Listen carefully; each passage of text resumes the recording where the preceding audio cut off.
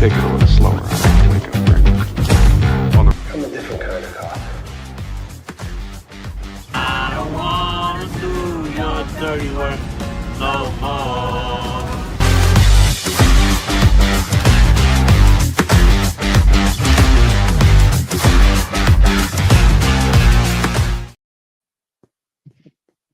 Episode 19. Season 5, continuing of The Sopranos, The Shield, and Mad Men, remainder at the end of the 5th season. Season finale night, we will tease what we're doing for the second part of season 2. We already have the 3 shows picked out. Pretty excited about them. Similar to every other show season from besides the first season, not seen any of the ones that we've chosen, so I'm along for the ride. Yeah, I'm in pissed off mode. Normally, I ask everybody else how they're doing. I'm in pissed off mode. I have not watched any of these shows, and the worst thing about this show is I have to wait because I watched them immediately, almost at this point, to wait another week to watch the rest. So probably tonight or tomorrow, I will catch up to The Shield where I want to be.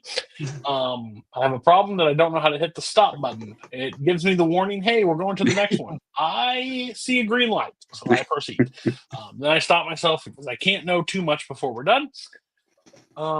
Sopranos spoilers were down this week, just to keep everybody in the room. I didn't get a lot of them, so that's good. But, next week's another week, so we'll find out. Keep the good fight on. Mark, how are you? How was your viewing experience this week? It was good. Though a little frustrating on my end because I looked ahead and realized, this is a good week for my show, and I watched them immediately, but I did not take notes, so I then had to take more time to rewatch them again to take notes. And I will say this: we were talking about this before that we popped on the show. I could not imagine being you right now. Not having seen any of these shows and just kind of sitting through 3 episodes at a time, especially when we go on to next week where we would traditionally do 4 episodes of The Shield because of 13 episodes, but we will actually have to watch less because it's a shorter season. So, yeah, you know what? Thank you for understanding and respecting my struggle. That's the first nice thing I've heard Mark say probably this entire show that we've ever done. Matt, how are you? How was your viewing experience? Yeah, I'm doing good. The viewing experience is good, but I think you should probably just suck it up because Mark and I we had to do this week to week, and we had to have years in between seasons. Especially Sopranos, which would like to take like a couple of years in between seasons. So. Listen here, sicko. Because if I remember correctly, you're the psychopath that just clicked play. Yeah. On whatever fucking TV night you were on, you're like, so Sopranos, I've heard some things. Let's watch season 5. Technology has made me better. What could I have missed? Crazy behavior. You need to be medicated. Overall, yeah. So I don't need to suck it up. I am in hell. I did look ahead. Saw The Shield is only 11 this season. So I can't wait till the season finale. So fuck that. That's just stupidity. Because you've done 13 this entire. You extended one time, and let's be real, you extended when you shouldn't have extended, and now you're gonna fucking blue. That's been our complaint about The Shield is like we felt it was like too long. There was too much filler stuff in there. So yeah, season 5, we take care of that. Yeah, they're straight blue balls. Speaking of another show that blue balls somebody in this episode, this is literally where we're at, like with no satisfaction coming whatsoever. So that's great. Yeah, and we're entering a weird season because I told these guys off air. I'll tell everybody on air. I'm in the worst predicament of my life right now because the 2 shows that I'm not covering, I'm the most invested in. My current show, I'm invested, but not nearly as much as I should be. Because let me tell you, when The Soprano ends, I'm like, okay, check that off for another week. Mad Men ends, how much trouble could I be in if I watched 6 more episodes? Like, what could I possibly know that I don't know right now? Who finds out?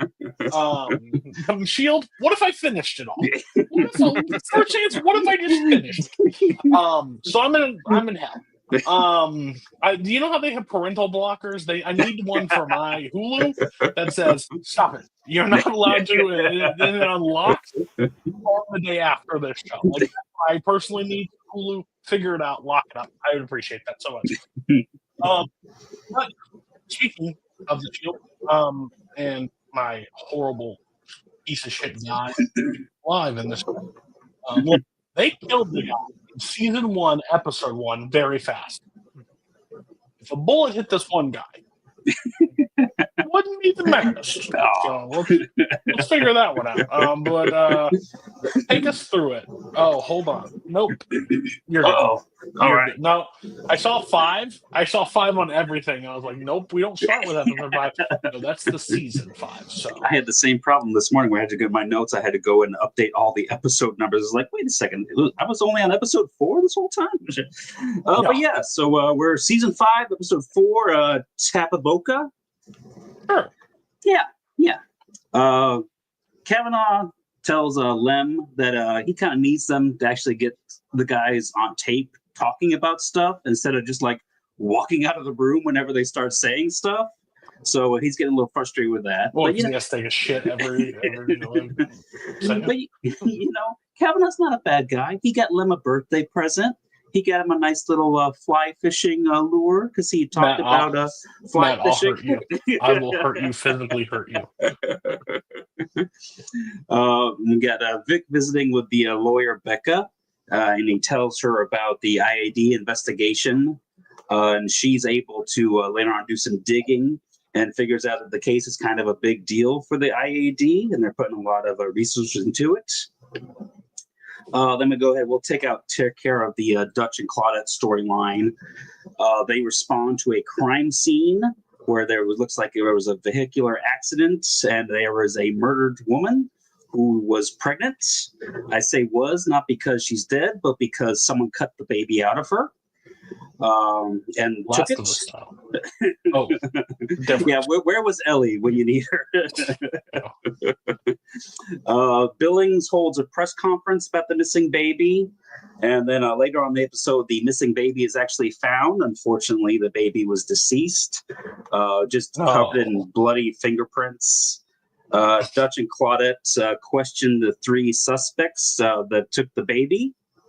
And they don't really get too far, but then they get Danny to question the woman. And she pretty much tells her that they shot the mother because she was a horrible driver and nearly drove them off the road. So this whole thing started off as a case of road rage. And that she was the one that wanted to save the baby because she's got like a sister that wanted a baby and couldn't have one. So she had the idea to cut the baby out and give it to her sister. But once they got the baby away, sounds reasonable. Yeah, I mean it's just going to go to waste. They also found this person. Like they solved this mystery so fast. Like baby had come out, they found it quick. It was like 20 minutes into the episode done. If I have one complaint about season 5, it's that the main story with the strike team and the Kavanaugh is so good that the side stories kind of suffer a little bit. Dutch and Claudette, literally. All right, we have 10 minutes. Fine, check. All right, let's talk about Claudette's illness a little bit, but that's about all we're gonna do. But yeah, so she pretty much she says that the baby wasn't breathing right, so they tried to save it like they see on TV. But the moment they tried to do CPR on the baby, they heard a crunch. And pretty much broke all of its bones. I just want a real quick question of these people. When you watched it, when they did CPR, was it an adult? Have you ever seen it on an infant? Maybe not so much. But crazy. Yeah. So that wraps up that case. That's definitely a very Shield case. Dutch confronts Claudette about being sick. And she tells him that she's okay, but she won't really tell him what's going on. Then we got Julian and Tina. We're in this episode too. They arrest a guy for selling bogus military gear out in a camper, which leads to a fight breaking out in the cage. And Tina goes in and tries to break it out, which she uses the proper baton technique that she learned. But Julian still yells at her because she went into the cage with her gun on her, which I guess is a no-no. No. You guess? I do love the guy who was like yelling, was like, I don't want to be here with murderers and killers. And blah, I'm just a blah, blah." drunk. You got me here with murderers. And then my favorite is when she turns around. That guy's in here for giving phony shit. This guy's in. So you're not in there with murderers and rapists. Move on. But yeah, so Danny tries to pretty much tell her too that she kind of needs to learn from her mistakes. Tina is not really receptive to constructive criticism, so she kind of goes back at Danny and stuff. But yeah, so that kind of wraps up. This one, I want to call a spade a spade. There's been a lot of bad cops in this situation. Even Julian himself used force multiple times during the show. No one grilled anybody. She does anything wrong. Bitch, stop it. Horrible, fired. Like, whoa. I don't think she can put on her pants properly at this point. Like, well, no, because she's taking the stuff out of her bulletproof vest to hold like stuff in it like it's a purse. Yeah, there are problems. What are we doing? Like, she can't do anything. She went undercover for them and did all that stuff. That's true. She didn't really go there. Still not good enough. Still, Julian's like, gotta just. She just needs to join the strike team and just leave the patrol stuff. Allegedly, we just completely just sniffed that entire relationship in a baby. Which is really because I think the last time we saw her was maybe the worst sex scene I think I've ever seen in my life. Yeah, that was the last time we saw his wife. That's what I'm saying. That was at least. I don't think we saw them at all in season 4. Like I said, season 5, the A story is so strong. These other stories don't really have a whole lot of room I believe the last time we saw them was season 3. Was that was probably the end of season 3, I think. So season 4 was all him like complaining about her policies and stuff. We just completely had a story that we just completely just abandoned, never received. I mean, Julian should have probably been one of those cops that got killed at the end of season 4, if we're being honest. Yeah, and it's not surprising that he's not a big fan of his wife's storyline. Yeah. If you know anything about it. Yeah. If you're enjoying The Shield, don't do a deep dive on the actors. I really like Julian. What's he doing now? Crazy. He's actually in the cage. He's one of the murderers. Crazy. But yeah, so we'll get back. We'll get back, like I said, the A story. So the guys, they load up Ronnie with a bunch of coffee so he can then take Lem's wire to the bathroom with him, and Vic and Shane can freely talk with Lem. Lem tells them that Kavanaugh is starting to get suspicious of him. They ask him if there could have been any witnesses to him taking the heroin, and he says that it could have been the Patero.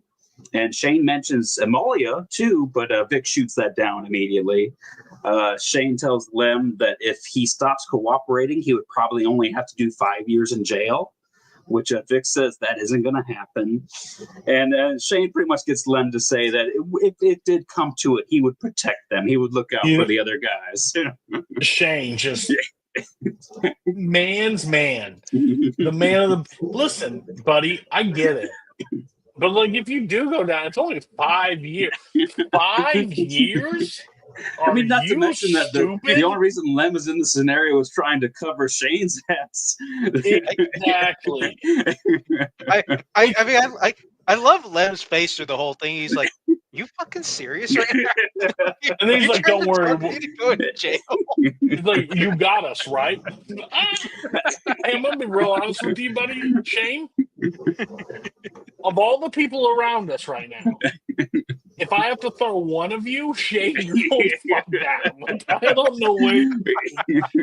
And also another storyline. Have we ever gotten back to what happened? Did he die? Brain damage? What happened to the guy that Shane beat the shit out? He was recovering, and I think he probably just recovered and got far away from all of this. Oh, so him and Yeah, Julian's the last wife time we saw him went is to the that he same was island recovering. Yeah, Got it. The lost I mean, that's probably doing her a island. favor. So, Probably true. the strike team responds to a murder. The strike team questions the guy about the murder, and the witness helps them ID the shooter, and they arrest him. Like I said, we're getting through these cases real fast now. Yeah, Kavanaugh- CSI early in the 2000s couldn't get through cases faster than what they're doing now. Murderer killed 7 people. I don't know who did. Took it 2 episodes. This one, 12 seconds. Move on. And it might just be more that I just really don't. Once we get into the Kavanaugh stuff, the side cases, I become much less interested in those.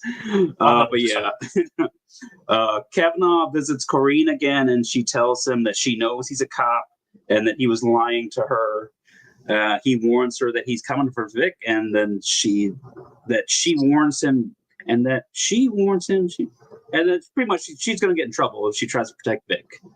Corrine then visits Dutch and tells him about Kavanaugh, and she tells him that she doesn't know anything about Vic's activities, and Dutch tells her that as long as she's just upfront and honest, she should be okay. Then we get Aceveda meets with Kavanaugh, and Kavanaugh tells him that nobody on the strike team remembered it was Len's birthday. So Kavanaugh's a good guy. He got that birthday gift for him. Kavanaugh also asked Aceveda about the meeting he had with Vic earlier that day. So Vic, I think, is trying to do a little stuff there. Kavanaugh then tells Amelia that she is no longer safe in the place where she's staying and that they need to move her. And he warns her to stay away from Vic. The guys, minus Lem, of course, go and visit Patero, but find out that someone else has been using his name at a construction site. Apparently, the actual guy was murdered 3 months ago. So it couldn't be that guy who was given the ADA information. So Shane tells Vic again, you might need to look at Amelia. But Vic still doesn't believe that she would do that. So he goes to her place. She's gone. She's not answering her phone. Her neighbor tells them that she left with a black guy. So Vic is now maybe starting to come to the realization. The lawyer tells Vic that she's going to take the case. And then we pretty much, Vic tries looking through the safe houses and ends up remembering that Amolia's son has to go to see like a special person. So they just follow her after that. Then he confronts her at the place where she's staying now. She tells Vic that she's sorry. She told Kavanaugh that she saw Lem take the heroin, but she said it was before she got to know Vic. And Vic was helping her out and her kid. Vic gets upset a little bit. He ends up putting a knife to her throat and tells her that the investigation goes away if she's dead. And then we kind of have like a little quiet moment where he's just sitting there with a knife to her throat, but then his phone rings, kind of interrupting. And it's pretty much the guys warning him that someone's coming. And then pretty much immediately Kavanaugh comes in the door. Vic's able to kind of like pull his like, hey, what are you doing here with my CI? And Kavanaugh's like, what are you doing here? Well, she called her cousin to get me over here, you know. And Molly, she does lie to protect Vic. So that's pretty much kind of the end of this episode where Kavanaugh and Vic pretty much know what each other's doing, but they can't really say it. And Vic knows Molly and all that stuff. So yeah. Yeah, the moving the CI and like him like telling her like 6 months. You've known this shit for 6 months and you didn't tell me. My guys are gonna go down. Like you're taking everybody with us. Like you out of the equation. Everything's done. And that standoff with Kavanaugh and him in the apartment is like, no. What are you doing here? This is my CI. Why are you here? Columbia. Investigating us and the thing. You got a lot on your plate, don't you? Just like you, mother. Like you just cat and mouse, just working all around it. Yeah, because where we go. That's the next episode. Yeah. But yeah, it's just like it feels like the Shield has done something for 5 seasons at this point, and we have side missions we have to do them, but they are less invested in those. And I'm the same way because it's like, oh, this guy did this. I don't give a fuck. Like, I get the baby got cut out. Where the fuck's Kavanaugh? Well, what are we doing with this? Like, where can we get more lawyer talk between them? What's going on with Liam? Like, we're all fully invested in the strike team right now, in like the cat and mouse between Kavanaugh and him. And honestly, Kavanaugh's just working way too hard. Like, Mhm. he's stretching himself so thin on trying to catch Vic and stuff. Like, he's talking to his wife. He's talking to the CI. He's got Aceveda with him. He's working with Lee. Buddy, Vic is slippery as fuck. I don't like you need to just focus on the bald fuck that you got in front of you and worry about it. Don't worry about anybody else right now. That's So right. I'm You really need a better excited to see where team. it goes. Yeah, I'm excited to see where it goes because it's again, tuned in like, and like the next episode is just like money. So Yeah, I really love Forrest Whitaker. fuck you. He is so amazing, especially going this week where I am with You Cody kiss a your little mother bit more. with that mouth? I am starting to hate him. Just like every time he's on screen, like, man, this guy fucking sucks. You're like, I really- starting to? You have more. I have trust issues, I guess, because holy shit. I mean, he's trying to take down a corrupt policeman who like killed a cop. Yeah, but he also feels like I he's the defended- slimiest guy ever. I defended the meth cop for decades more. I don't give a fuck that he's a corrupt cop. Everybody in that place is a corrupt cop. What are we talking about? Not to kill the cat. Claudette's probably the only safe one on the force right now. But yeah, no, it was so good. And yeah, it culminates to that last scene that's so great. Oh, yeah. Just like Vic working in his head, like how, like I mean, he doesn't want to kill Yeah. Emolia, but he is thinking in his head, how can I do it and maybe just get away with it? Like, how do I get away with this like right now? I don't even think he wants to get away with it. I think he knows he's fucked anyways. Why not just take her out? Like, He felt so betrayed and angry at that moment too. As like, because I'm thinking, like, he thinks, if he thinks his ship is fucking sailed, killing this bitch ain't nothing to him at this point. Like, I'm gonna be going to jail anyway. So, I mean, they've gotten rid of bodies and stuff before. Or I'm surprised he didn't like say, okay, I'm going to get you and your kid. I'm going to send you both down to Mexico. but do we understand? Like, the problem that I'm having is technically right now they have nothing on Vic concrete. No, nothing concrete. Because they're wanting the confession to the cop killing. If he gets that, he's got something. If they have the heroin's on Liam, nothing. Yeah, so far against... Lem is the only person they have anything concrete on. And I know he'll gain stuff over these next 2 episodes, but overall, still even then, he doesn't really have anything connecting anything to anything. Like, so it's like, where are we at? Like, I understand why he's hunting him down because he definitely. Well, we know Vic, so he definitely has a cause for what he can find.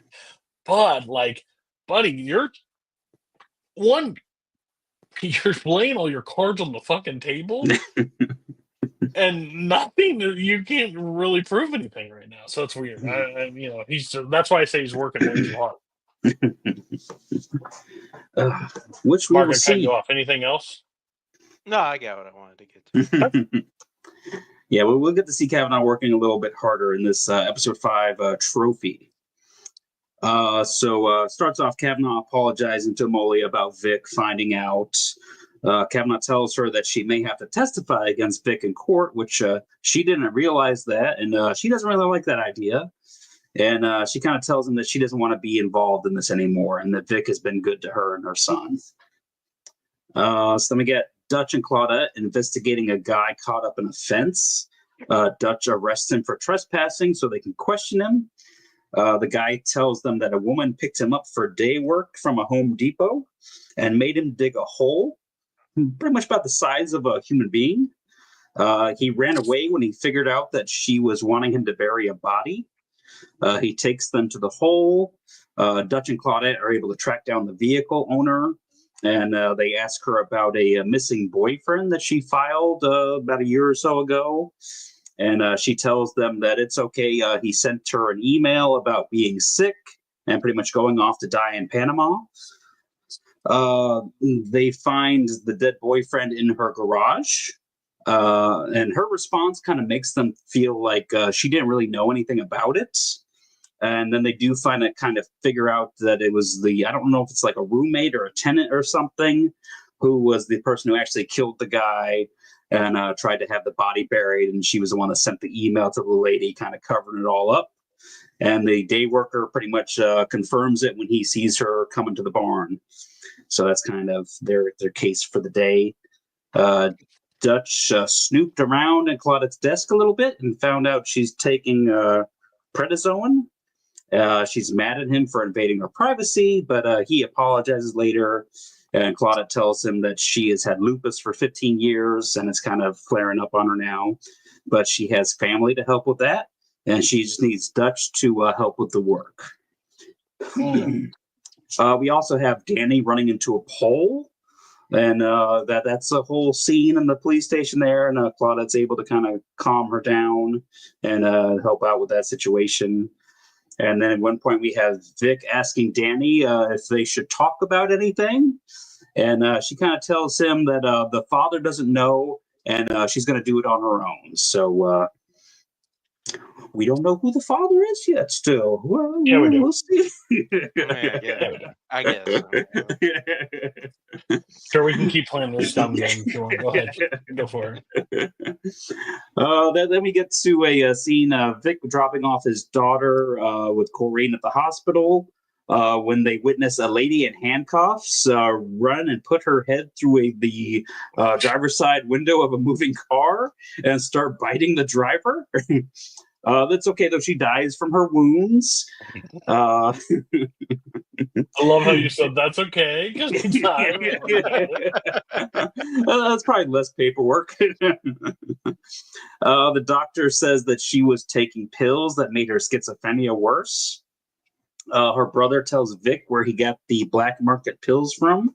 So Vic's going to do some digging into that. Apparently, somebody at the hospital brought it up to Billings a few months ago, and he didn't really follow up on it.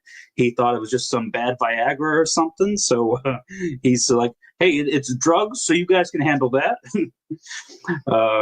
Kavanaugh tells Aceveda that Vic got to Amolia, and Aceveda asks when he's going to arrest Lem. Kavanaugh tells him that he's worried that Aceveda is helping Vic. And Kavanaugh shows Aceveda that he not only has Lem wired, but now he has the clubhouse wired as well through the help of a softball trophy. So the strike team is following up at a clinic investigating the bad medicine. Aceveda also shows up at the clinic, which Kavanaugh notes because he's listening through Lem's wire. Vic introduces Shane to the lawyer, and they talk in the clubhouse, which Kavanaugh super excited because he gets to hear all this stuff now. He now knows that they know about Lem's wire, and he finds out that it's a lawyer who's talking, and she knows too much, but because she's a lawyer, it means this whole conversation is inadmissible in court, so kind of a double-edged sword there. The medicine case leads them to a Russian strip club run by Mr. Popovich. One of the strippers gives Vic the intel on the warehouse where they go and check out, and they find a guy is hidden in the floor.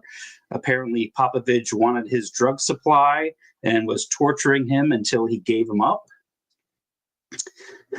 They bring Popovich into the clubhouse and try to make a deal with him.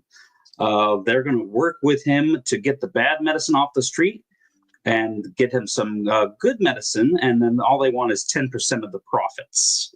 But of course, while they're making this deal with Popovich, Kavanaugh is listening to the whole conversation. He's also practicing some of his ghost dogs moves. I noticed. I thought that was pretty cool. Aceveda visits Kavanaugh, who is gearing up to catch the strike team when they go and make this deal with the Russians. They listen to Lem's wire as Vic tells him to stay home tonight. And then Vic calls Aceveda and invites him to be there when they make the busts, because you know how Aceveda is always looking for the good publicity. The strike team meets with Popovich at his warehouse, and Kavanaugh and his men are with Aceveda outside waiting to arrest them. The supplier is there with the medicine, and Popovich gives Vic the $10,000. But the supplier kind of freaks out, and Popovich wants Vic to kill him, but Vic ends up shooting him. And just at that moment, Kavanaugh sends all his team in there to arrest everybody. But after they go in there and get everyone down on the ground, the supplier gets up and asks Vic what's going on. And Vic tells him that IAD just screwed up their sting operation. The supplier is actually an undercover cop. And Vic tells Kavanaugh and Aceveda that they were trying to get in with the Russians to lead to their higher up bosses in Russia. And Billings approved the whole operation. So it's all up and legit. But now they're just going to have to settle for getting Popovich on attempted murder. So they Kavanaugh got played a little bit there. So we cut back to the clubhouse. All the guys are celebrating. Ronnie comes in and says that Billing asked them to clean up to make sure there aren't any code violations in there. And they throw out the trophy, revealing to Kavanaugh that they knew it was bugged the whole time. The lawyer meets with Vic, and he tells them that there's egg on Kavanaugh's face now. And Vic tells her that Shane sweeps for bugs every day. And when they found the one in the trophy, they knew it was the perfect opportunity to make Kavanaugh look bad. And she's a little bit upset that they kind of used her, but she says it's pretty much going to make it easier now. It's going to make Kavanaugh look like a personal vendetta more so. And the episode ends with Kavanaugh just flipping out and trashing his motel. Magic. Great episode. When the whole so it even got me. I'm not the smartest bulb, so not a shocker. I'm sitting there watching and I hear I missed the part where he's talking to Aceveda about the wire. So I'm like, what the how the fuck the wire get in there? What are we talking about? So I had to rewind it when I saw it. And I was like, no, don't fucking say shit. Why are you saying shit? But then I was slowly oh, wow. And then when the reveal happened, I'm like, well done. Well done. This is great. Perfect execution. Throwing that trophy away at the end. Just and the line about beating the IAD and the softball team. Yeah, just all the stuff, just saying the stuff. The reason, and then finally tipped was that he sat down and he started having the conversation with the Russian in that said room, and I was like, okay, he's setting up Kavanaugh bad right now, and Kavanaugh thought he had this whole thing. I was like, how stupid!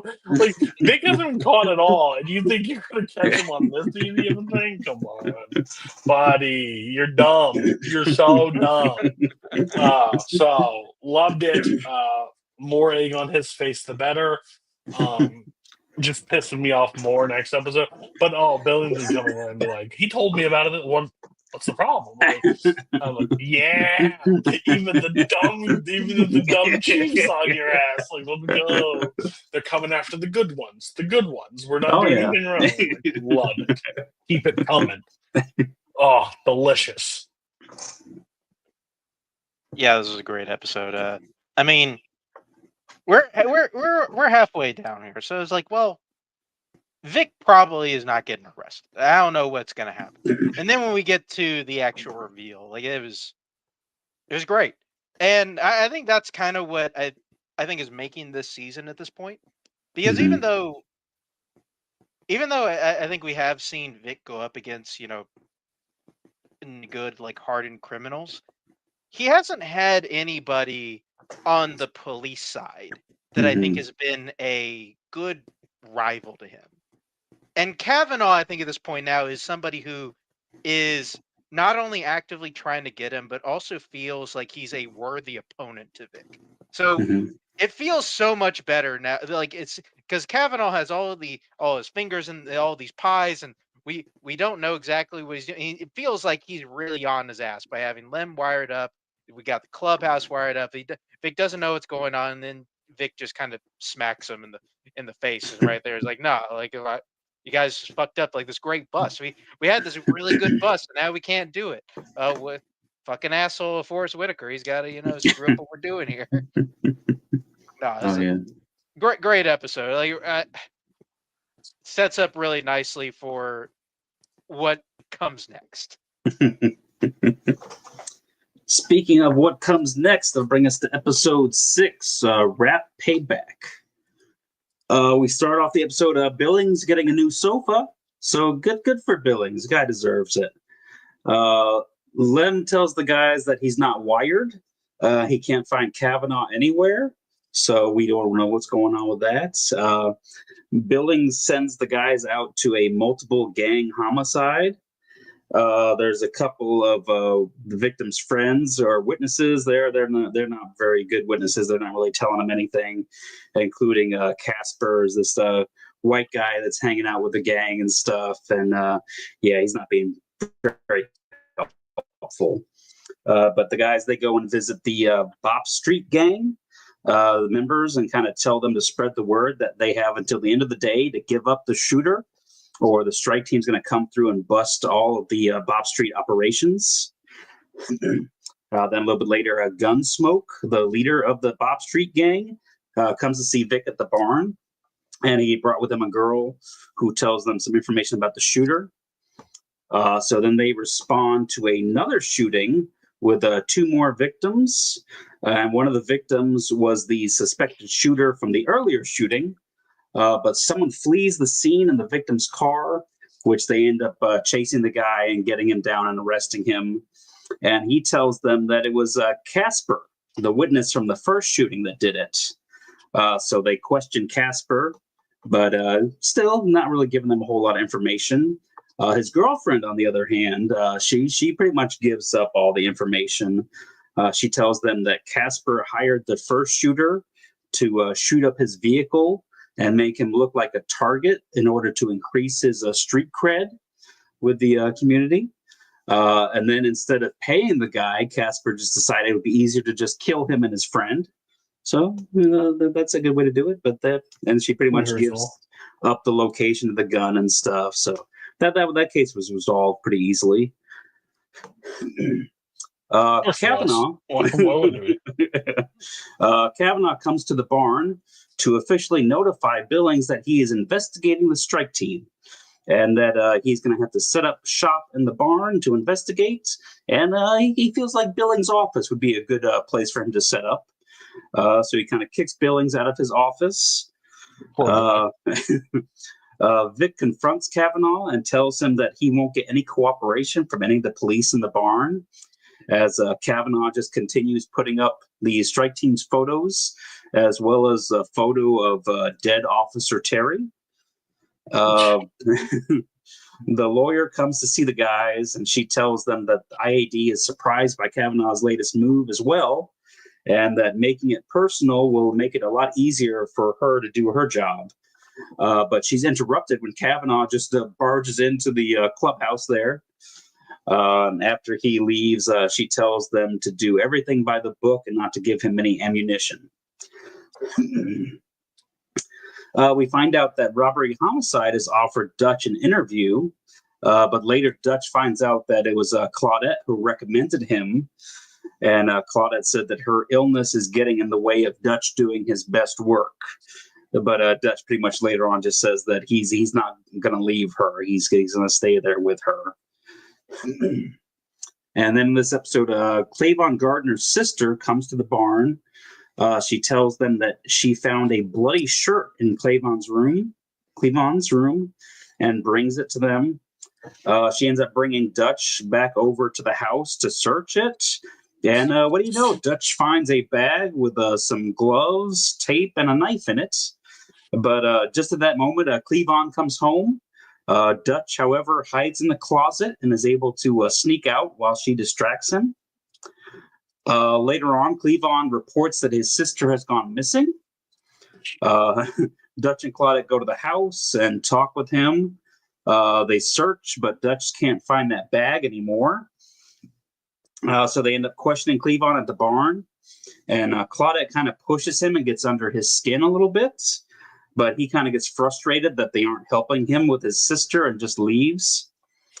So then they get a report of a crime scene of a woman who was raped and strangled.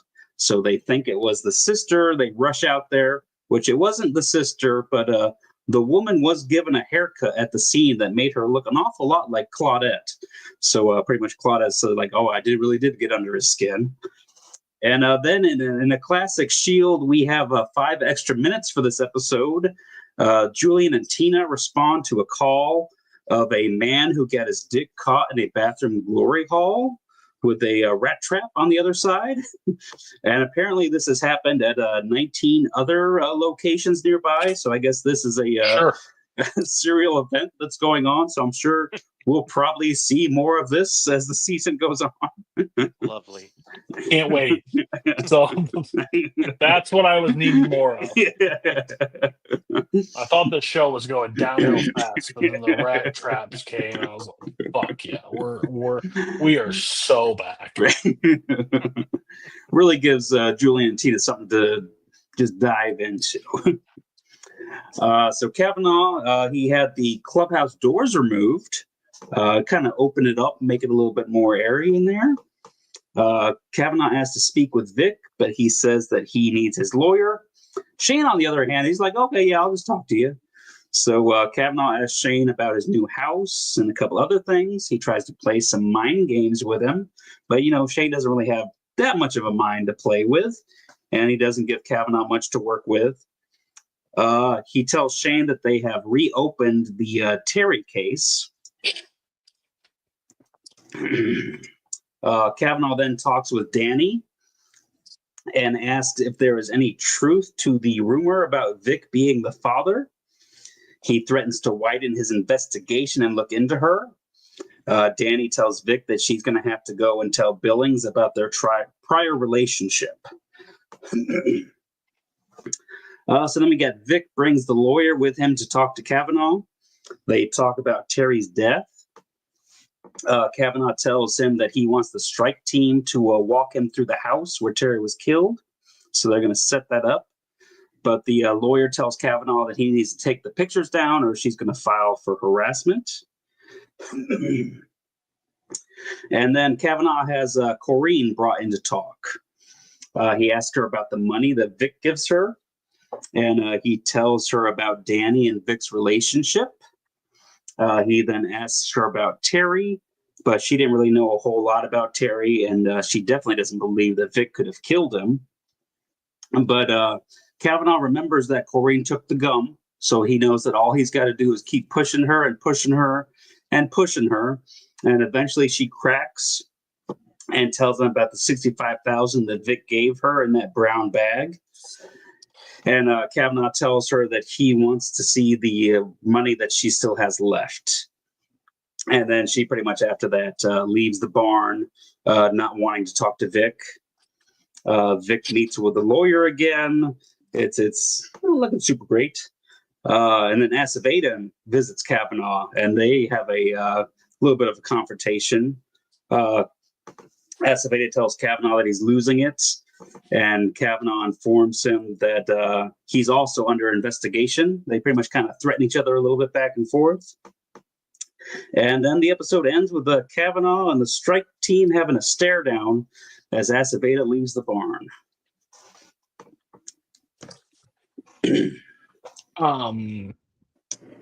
I would say a step down from the previous episode.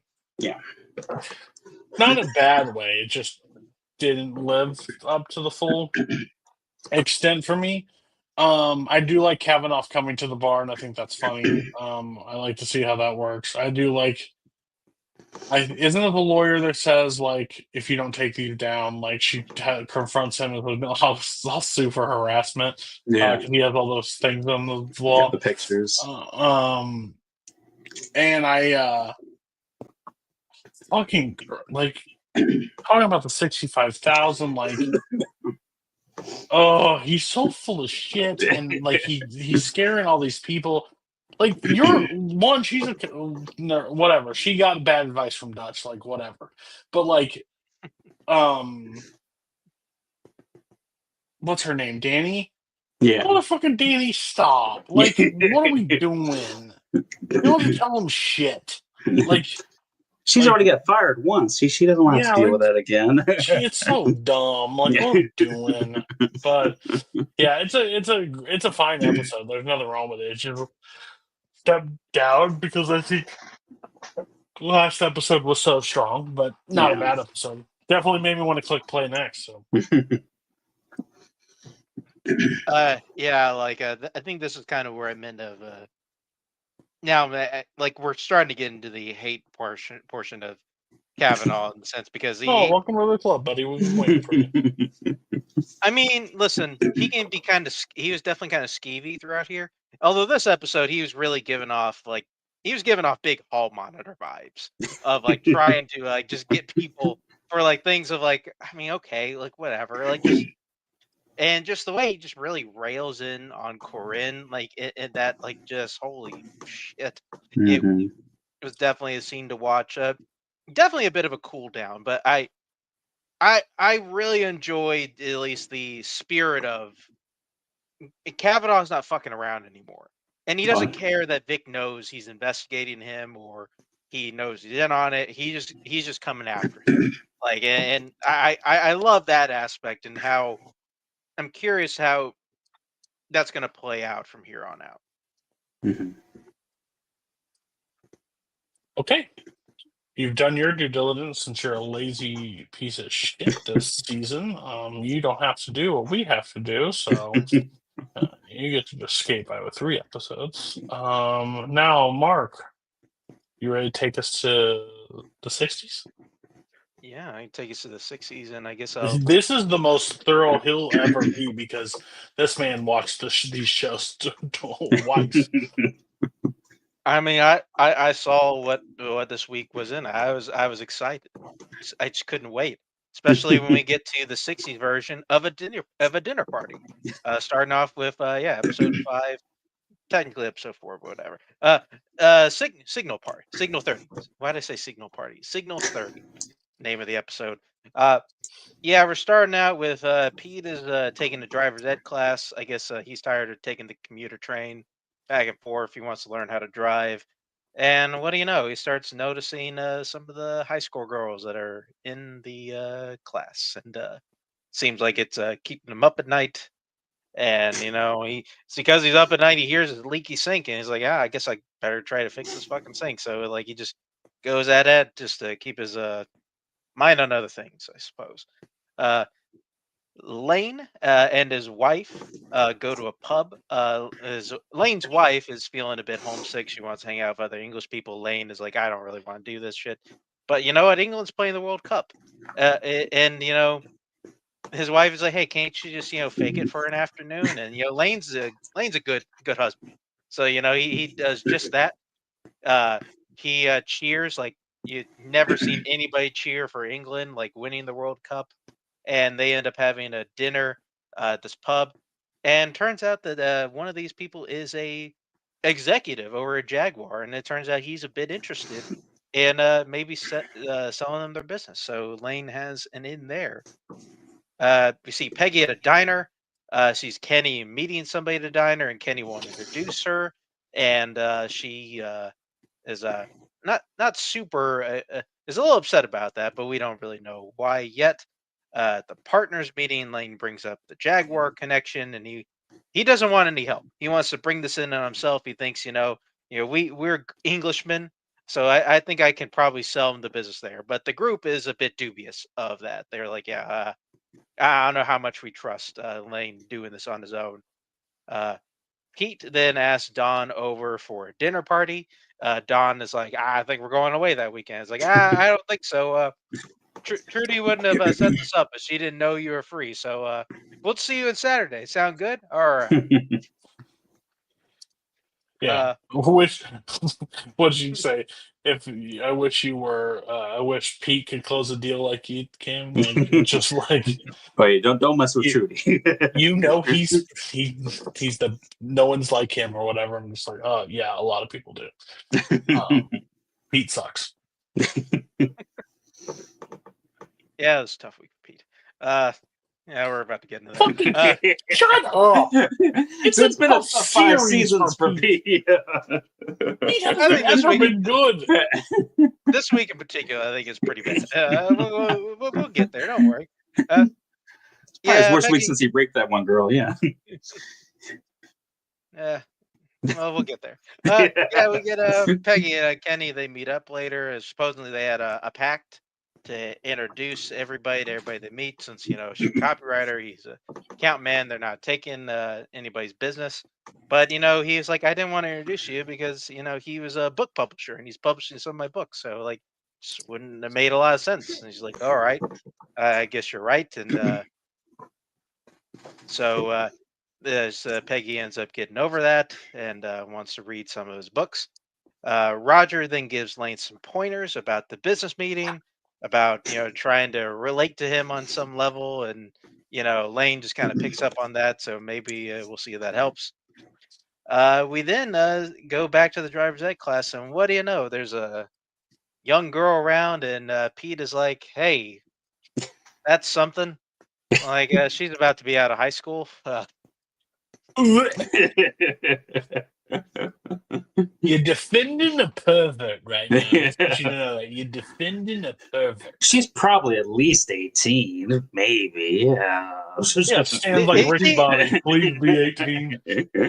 I think this the funny thing about this is like they said she's going off to college, so she probably is, but the show never confirms it. So they don't give Pete that out because like why would we? Like which just makes the whole thing just really icky. So yeah, They do a lot of heebie-jeebie stuff in this driver's ed class that I am uncomfortable with. And learning to drive is not one of them. Nope. One of the kids is trying to shift gears in a wrong location. So yeah, he's trying to set up a date with her to the botanical gardens. See how that goes. Then yeah, that's now dinner party time. Everybody is at the Campbells, Don and Megan there, as well as Kenny and his wife, which nobody seems to know the name of. So I'm sure we'll figure that out at some point. Don does his best to try to enjoy himself. They seem to have some pleasant conversation there. We then jump over to Lane at his dinner with the Jaguar guy, and yeah, the Jaguar guy is not really giving him any sort of end, at least for what Roger told him. So he's having a hard time executing this as a proper meet. Then, as they're going on back at the dinner party, Ken's wife not only lets everybody in on her name, but she also breaks that Kenny writes in his spare time and that he's getting some stories published, and everybody fawns over a bit about that. And then, what do you know? Like, there's like a problem in the kitchen. Like one of the sinks like burst open and like it's like spewing water everywhere. Pete runs to get his tools, but Don is like, "I'll take care of this." Just puts a pan over the water, shuts off the water. Pete brings over the tools, doesn't even consult with him, just takes the tool, fixes the damn thing. Kind of cucks Pete in his own kitchen. You forget about the part where Don just rips his shirt off in front of the ladies. That's a man. My Lanta. I mean that was yeah, that was like seeing a man in his undershirt was really peak sexual. It makes you a sex symbol, like back in the 60s. So yeah, like Don made Pete look bad there. That kind of ended off the night. Ton is a bit too drunk to drive home, and he has sex with Megan in the car because she got scared of all of the I guess car crash statistics that Pete threw at her at the dinner party. Just great banter across the table. Just man, that man just knows how to set a scene. Yeah, Don would been like, we don't need to pull over. I've done this in the car plenty of times. Only wrecked once. Yeah, and then we go to the office the next day, and Lane tells Roger and Pete they didn't quite close the deal, but he's going to try another dinner. And then Roger and Pete are like, you know what? Maybe we'll take this from here, Lane. You're good. Just be a friend, and we'll handle it from here. So they set up the actual meet. Then what do you know? We go back to the driver's ed class, and Pete's trying to solidify a date. And what do you know? A good-looking, more appropriately aged high school guy comes in, and she seems to be more into that guy. So there goes high school guy, Pete with thinning hair. We then go back to the dinner they having with the Jaguar guy, and the Jaguar guy is like, "Hey, you guys pretty much got my account, but why don't we go out and have some fun?" This Jaguar guy wants to get up into some shit, and he made a comment that he doesn't think him and Lane share the same taste. So that's how much he thinks of Lane on that department. They end up going to a brothel, and they had to show the guy a good time. Everybody's going away with a girl. Like Pete ends up going with a girl, and Don just gives him a bit of a judgmental look. Don then gets approached by an owner and is mistaken for both a gay guy and a cop. Throughout that conversation, Don just decides to stay at the bar. The cab ride home, Pete then gets into it with Don, saying, "Hey, I don't know why you're giving me that look and shit. I know what you've done. Like I don't know what's going on here with this." And then Don is like, "Well, you got a family. I didn't know you were unhappy. I know Roger's unhappy. I don't know what your excuse is." And it kind of leaves him with that. Roger, wait, did I skip something? I guess so. Roger then talks to Ken about his writing, and Ken promises to stop. Roger tells him, "I want your attention divided. Pay you very well to be the account guy here." Lane then gets a call from his wife about something, and then before they get into the partners meeting, he comes in and says, "Hey, we lost the Jaguar account because that guy is probably going to get a divorce because his wife caught him with chewing gum on his dick." And obviously he cheated on her, and most of the room just kind of burst out laughing just because they just couldn't believe it. It's like, I don't know why he has a chewing gum with her. And Lane is pretty angry at that, but then Pete is like, he goes into that with his account, and Pete is like, "I don't know what the fuck you're talking about. You're not good at any of this," and kind of questions his value to the company, kind of telling him, He also told him that, he thought you were a homo. So clearly, so he tests his manhood. He does this on top of it. And then let me tell you. Like, you haven't been useful since you fired us. Your usefulness ran out the day you fired us. I'm like, gee. Let me tell you, the most cartoonish shit happens right after this. Yeah. Lane is fed up at this point. He's like, he tells him to stand up. We're about to throw some hands. Some fisticuffs. Pete finds out really quick that he has no friends in the room because they do not stop it. The most Don did was close the curtains. Roger goes, "I know this is probably not the smart thing, but does anybody not want to see this?" We didn't see probably maybe the worst TV fight you'll ever see in your life, but it is exactly how it should look. Yes, they do a good job with that at least. So it does end with Lane kicking the shit out of Pete. Pete stood he maybe got in a punch or two, but then Lane kicked his ass. Said, Lane, good guy of the week, yeah, for sure.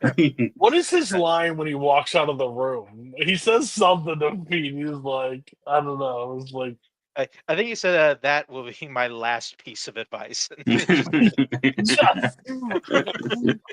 fire. Just like beats his ass. He's like, "You sure you want to do this? Are you sure?" Like, oh, brilliant. Then yeah, after Joan was listening in on the fight, she does attend to Lane, brings him some ice. Lane does feel like he's picking up on some signals, then goes to kiss Joan, and then she kind of deals with it a bit tactfully, just kind of opens the door and just kind of pretends it doesn't happen. They kind of go back to being friends. Pete does leave the office early, gets into it with Don a little bit, and Don's like, I don't know what you expected me to do about it. And then Pete is like kind of sitting there in that elevator with the realization that he doesn't have any friends there. He's not happy with his job, and he doesn't really want to have his family. So he kind of breaks down in the elevator. There's the immortal line, "I have nothing, Don." So Pete not in a great place. The episode ends as Kenny is now reading he's writing a new story under his new pen name. Don't remember what it is, but yeah, that is. I mean, yeah, and there's also something that happens at driver's ed class. We don't really need to talk about that. But yeah, that's the end of Signal 30. I think this is the moment, Cody, where you're supposed to feel bad for Pete, right? Yeah. Poor Because he Pete. can't have the near 18 or 18-year-old. Oh, man. Yeah, I feel so bad for Pete. Then he gets his ass beat by an you know what? Englishman. I feel bad that Pete. Well, one, no, Pete's watching the whole thing like a fucking pervert. But like, What, he wanted to pay attention to the driver's ed video? over the teenagers, yes, I fucking do. I'll be honest with you, yes. mean, Because if you watch that stuff in 2025, you go to jail. There's a place for you. It's called the list, and you have to knock on your neighbor's door and tell them where you reside. I mean, I'm surprised Pete didn't tattle on them. That felt like kind of a petty Pete move. Pete's a bitch. I Okay, didn't even know if there was a teacher in that class. All we saw was like 3 of them. That's not the worst thing that Pete does this entire episode. Pete tattling to fucking Roger about him writing stories? What a bitch. Like, you're just constantly just undermining everybody. Like, I agree. He's useless. I don't know why he's still in the show, but whatever. Because if this was a mob show, he'd been whacked like 6 episodes ago, so it wouldn't really matter. But he's there. And just to tattle on him at this point, I'm like, God, will you just fuck off? Like, so annoyed with it. Beyond stupid. And then Roger, like, what the fuck does Roger do? Like, Roger cares about the day-to-day operations. Like, he should just care about the fucking what dark liquor we have on and what stock level of dark liquor. Because they don't fucking do anything. Roger hasn't sold shit. He's lost the company money more than he's gained them. Like, and then he's like, "Oh, I don't treat you handsomely." I don't know what I do on a day-to-day basis. You have no clue. And now Don's acting all high and mighty when he sees people cheating on their wives. Yeah, Mother Teresa is in the room. Like, well, it's been a good 6 months. Like, he's been good though. No, I know. If he would have met her first, he would have never cheated. He has a great line. He's like, if I would have had what I have now, like, I wouldn't have.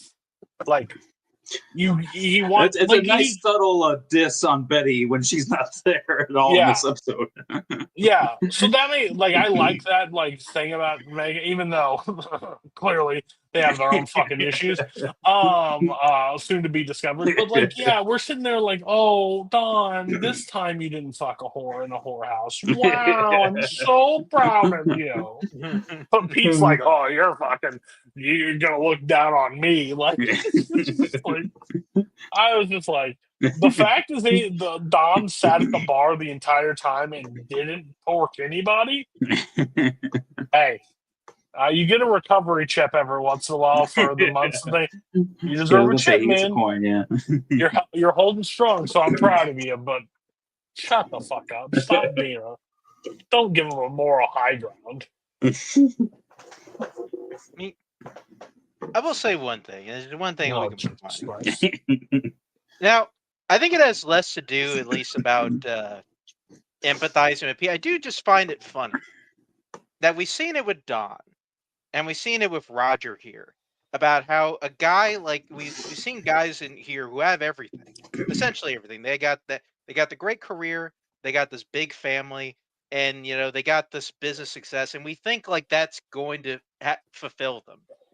And then we just see it happen all over again with Pete. For whatever reason, like Pete sees this right in front of his face, and it still happens with Pete.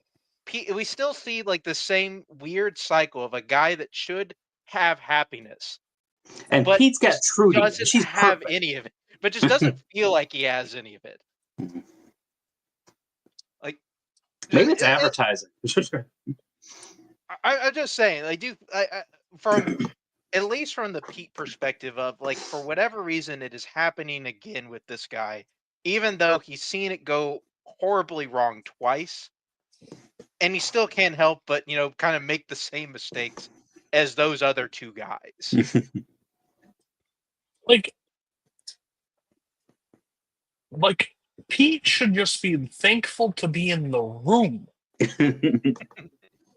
Like, I'm sorry, the old sure, Lane doesn't look the greatest, but Kenny, what's his name? What's the other head of accounts? Kenny, yeah. Yeah, Kenny. All of them show up in a room.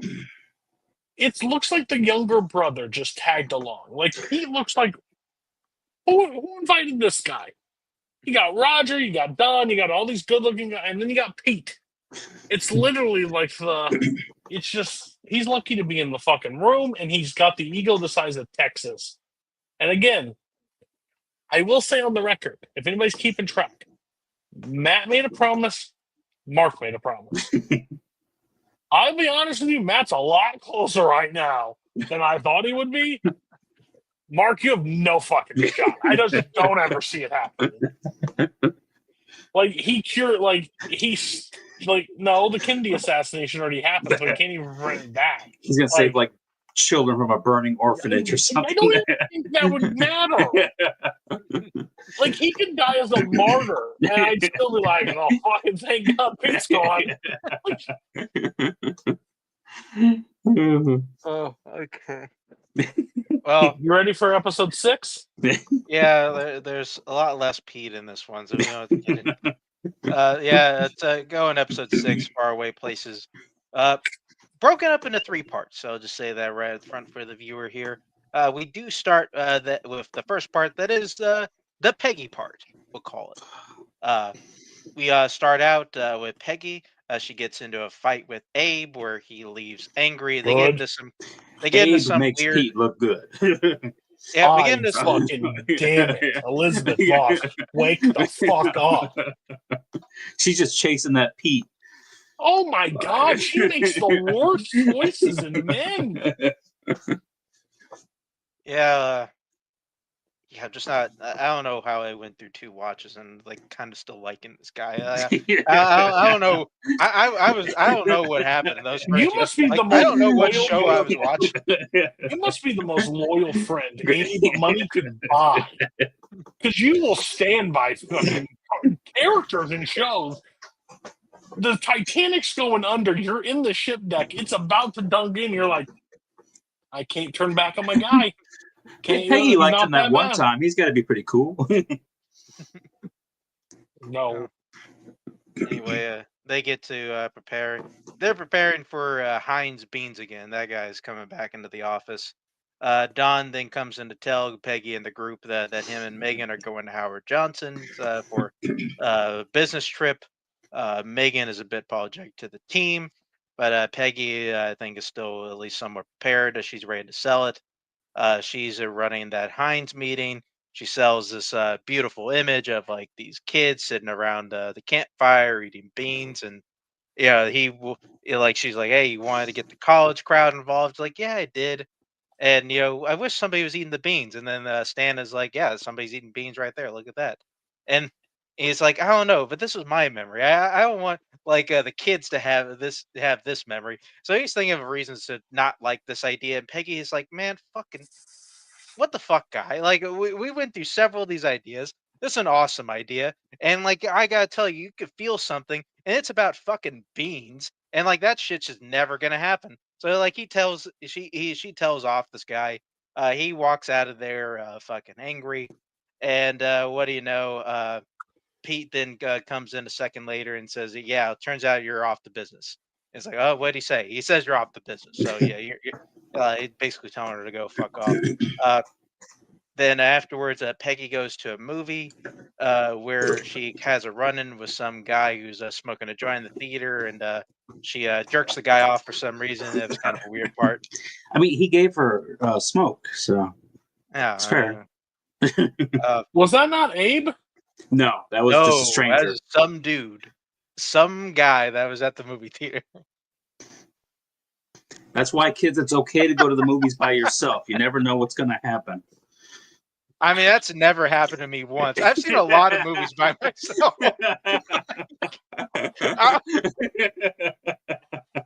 I ain't been to one fucking movie, and I've seen some shit, and not no woman the equivalent of Elizabeth Moss or less has come up to me and given me a rub a tug. You mean like the second viewing of Motherless Brooklyn? Nothing? I was so uncomfortable with that scene.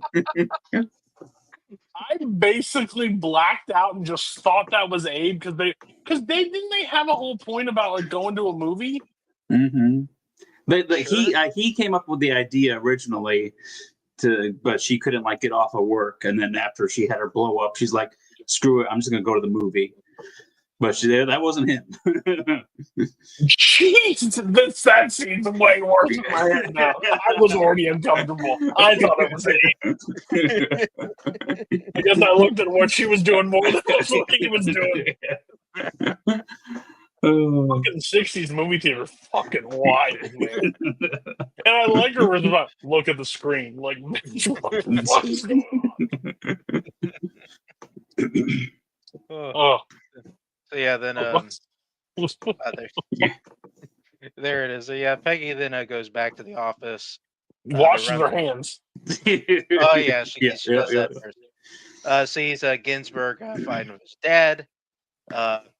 Then which is the most Jewish guy, old guy I've ever seen.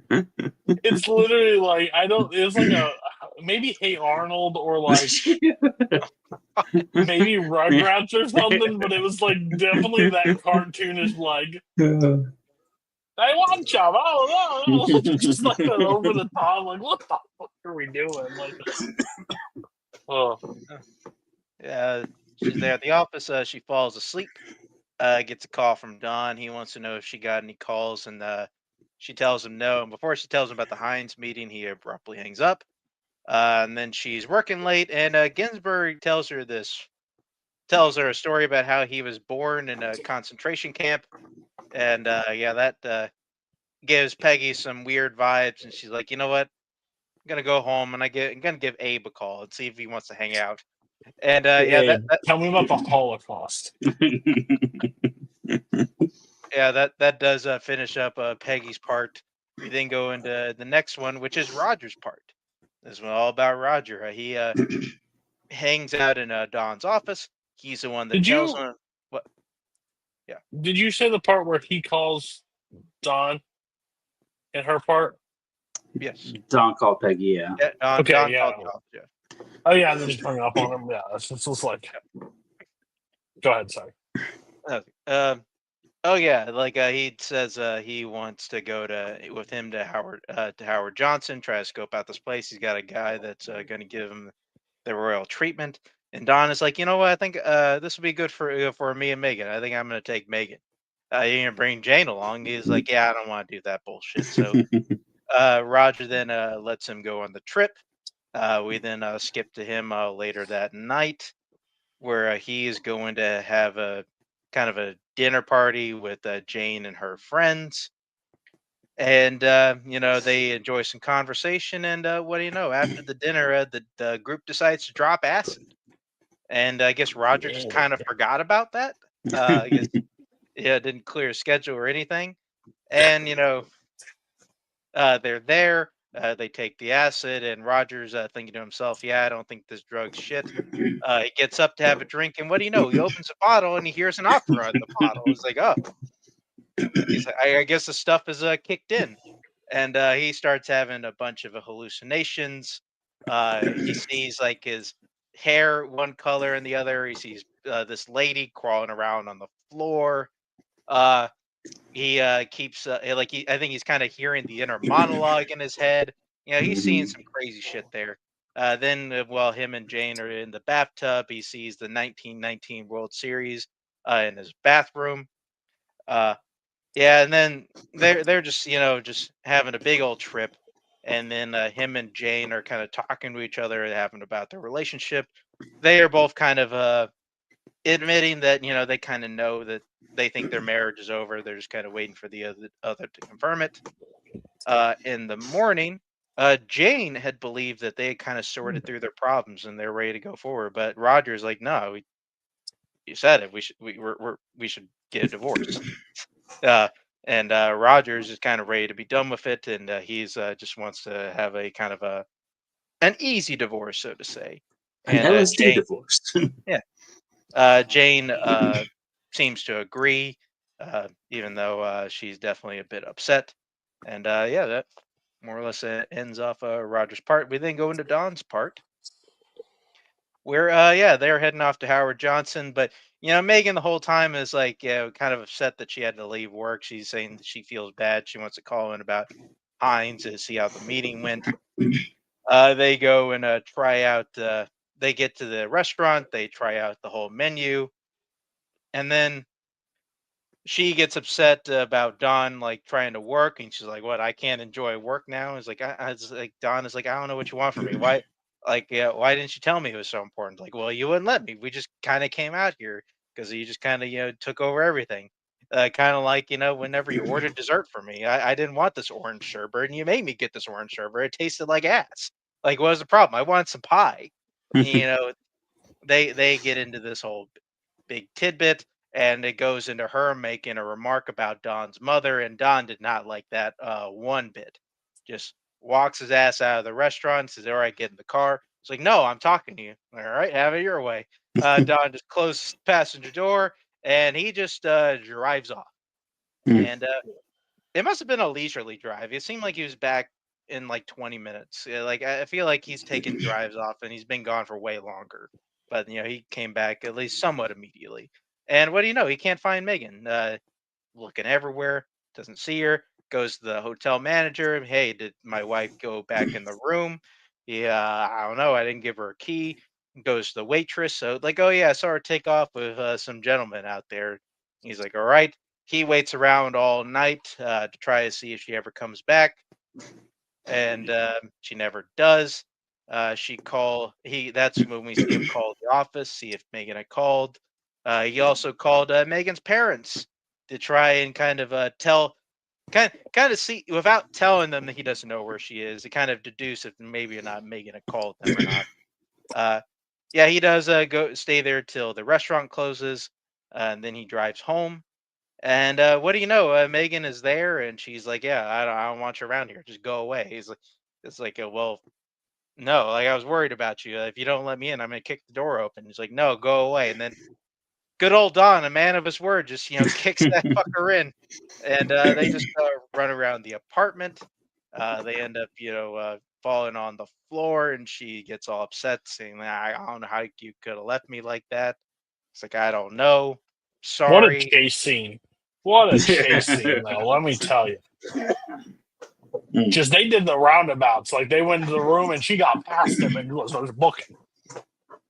Yeah, he didn't break down as well as somebody did. He doesn't realize that all his power comes from the hips.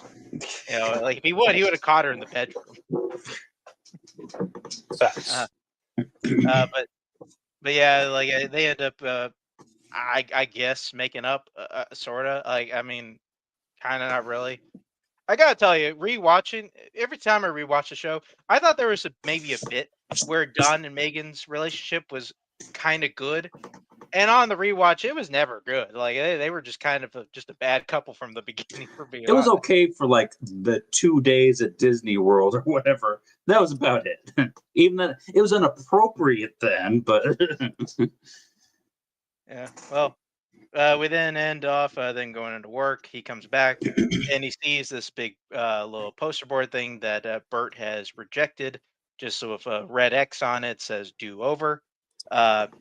He confronts him about Don confronts him about that, and he tells him, "Yeah, I'm tired of you having Peggy run the department, or as he puts it, some little girl run the department. You got to be more hands-on." And then kind of leaves Don in a little bit of a lurch there in the conference room, and that ends off faraway places. Oh, yeah, this is a great episode. I love the device of having the 3 different stories pretty much all throughout it, and they were all good. I love the Peggy. I do like the you mentioned, like when she comes into the office after having the fight with Abe, and she overhears Ginsburg having the fight with his dad on the phone, and she's like, "Oh, I guess we're both having the same kind of morning." And he's like, "No, because yours was private." And then just the LSD trip stuff with Roger, and I really thought they were going to play it out like he had the whole divorce thing was just in his mind, and that she was going to be like, "What? I don't no idea what you're talking about." But she was pretty much feeling the same thing. And yeah, then Don is just Don's a bad guy this episode. Can't leave your wife. Know that. Yeah, No. Yeah. That's I not mean, 101. You might want to, but no. listen, you may not got a handy in the fucking movie theater, but rule number 1, you don't leave your wife places. And fucking Orange Sherbert, like what the fuck? The hill he dies on? He made like a big deal about this place, and it looks like a freaking just like a little restaurant on the side of the road. What the fuck is wrong with you, Don? And then like you can sell it like, I thought you were dead. Yeah, you shouldn't even have that thought, because you shouldn't have left me, you fucking idiot. And then she's like, "Why'd you go anywhere?" Bitch, you like what? This is the 60s. You don't have a cell. Like, we can't call you. Like, I'm going home. So dumb. Peggy doing that thing in the theater, well, shocking for me. Did not know that was, even if it was Abe, wrong. Not Abe, wild. The LSD party was really funny, where like he opened the bottle and you just hear that huge squeezing, like, oh, fuck. This shit doesn't work. This shit sucks. No, it works really well. And then they have the whole thing. I do love his wife is like, "It's gonna be expensive." I know. Like, just like, I ain't going away cheap. He's gonna be paying off 2 of them now. Yeah, so maybe he'll have to start working harder. But I do love the thing is like when what's his name? The old guy? Bert, yeah. When Bert's like, "You're letting the little lady run the thing. It's not your business." It is my job. Like, it is my business. Yeah. You're getting away. I'm surprised this place is running as smoothly as with little as you're doing. So I thought that was really good. And then, Don just has the priorities. Just like he hired a woman just to fuck her in the building. Like, it's just weird. Like the best thing he could do is like let her be like get a different job or something. I don't know, but like it's. Well, you shouldn't work with your spouse. You need that away time. Never. If my wife said, "Hey, I'm going to start working," I'm moving jobs tomorrow. Like, it would be gone still. But my problem is how you were speaking, Mark, and I don't know if you're dropping things like, is this going to be a long-term relationship or not? But my situation is you can't keep fighting the way, like, I mean, this is 2 7-episode runs right now that they've had massive fights. And it's this thing. And if he's this committed to her, maybe act fucking better. I don't know what to tell you, Don. Like, because to all accounts, Megan's great. Betty was a crazy bitch. We've learned that now. We've discovered that. I've come to that side.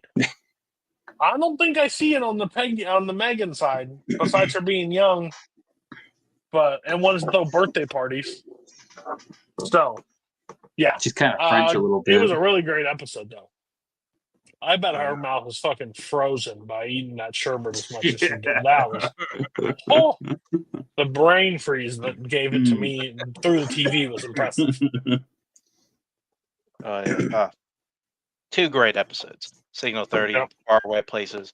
And let's see, go over to at the Codfish Ball. Let's see if we can make it 3 for 3 here, episode 7. We start out. Sally is calling Glenn at I guess his boarding Oh, school. That's where he's at. fucking Glenn. Yeah, she's talking to him, and the Henry's mother is like saying, "Hey, why don't we go get dinner on the table?" And then, yeah, what do you know? She trips on the phone cord, and it looks like she may have really messed up her ankle. Got old bitch going down. Loved it. Sally kind of snaps Bobby in action, gets him to help her take care of it. We also got Megan's parents are visiting them, I guess, for the week. They seem to be there for a while. I'm not 100% sure what the time frame is there. Roger then meets with Mona, asks her to kind of do some networking for him, kind of for this big cancer dinner that's coming up, and also asks her if she wants to take LSD with them sometime. You know, Yeah. could be a neat night out. And then we find out, yeah, kind of said that Henry's mother did break her ankle. So then the kids now have to stay with Dawn for a few days. So now we got a full, I guess, house, apartment building, whatever the hell they're with Dawn's kids. Megan's parents. Yeah, everybody's gonna be hanging out at Dawn's place. And then what do you know? From the dinner there, Megan has a bit of an idea. Says, "Hey, I thought of this image of like, I was making spaghetti for your kids. Thought about when my mother made spaghetti for me, and I thought about what it may think for her mother making spaghetti for her, and just kind of thought it goes back all these generations. Think, hey, wouldn't this work for Heinz beans? Wouldn't that be great?" And then Donna's like, "Hey, it's a hell of an idea. You know what? It's better than what we had. So let's just. I know we got the meeting tomorrow, but why don't we just get Stan and Ginsburg just to kind of work up this idea, you know?" And of course, Stan and Ginsburg aren't like super excited about that. They just got to redo all the work. Although they did, by their chagrins, like, yeah, it's a better idea. It's we like, we're better off going with it. So they're gonna run with Megan's idea there. And then Don also says that he wants Megan to also sell it because it was he wants to give her some credit. Peggy then gets a call from Abe. He may seem like he needs to see her somewhat urgently. Uh, Peggy then wants to go talk to Joan about it, which Joan couldn't really take a hint at the beginning. She didn't really understand that Peggy just wanted to talk to her. Joan tells her that yeah, he may want to propose to you, so you got to probably figure out what you're gonna say if he does. Uh, can skip that. Yeah, we get to the dinner that Peggy goes to. She bought a new dress, and turns out all Abe wants to do is move in with her. And Peggy's like, "Oh, I guess that's cool too. I guess we can move in, whatever." Uh, Do you need any money too? She doesn't look too pleased, but she accepts it, I would say. yeah, like she's like, I guess we can. I don't care. Like whatever. Like this doesn't inconvenience me too much. Yeah, right. I guess. I mean, can I always can go to the bone you. movies. I can bone you now at home and not have to wait for you to come over. So that works. I don't think anybody's gonna have a problem with that, but we'll see. Donna, Megan, Kenny, and his wife, they go out to dinner with the Heinz guy the night before he's supposed to come in and look at their idea. But while in the bathroom with the Heinz guy's wife, she tells Megan that, "Hey, I hope we can still stay friends after all this." And Megan is like, "The fuck you mean we can still stay friends? Aren't we gonna get some of your business?" Megan deduces real quick that, oh, that means we're about to get fired.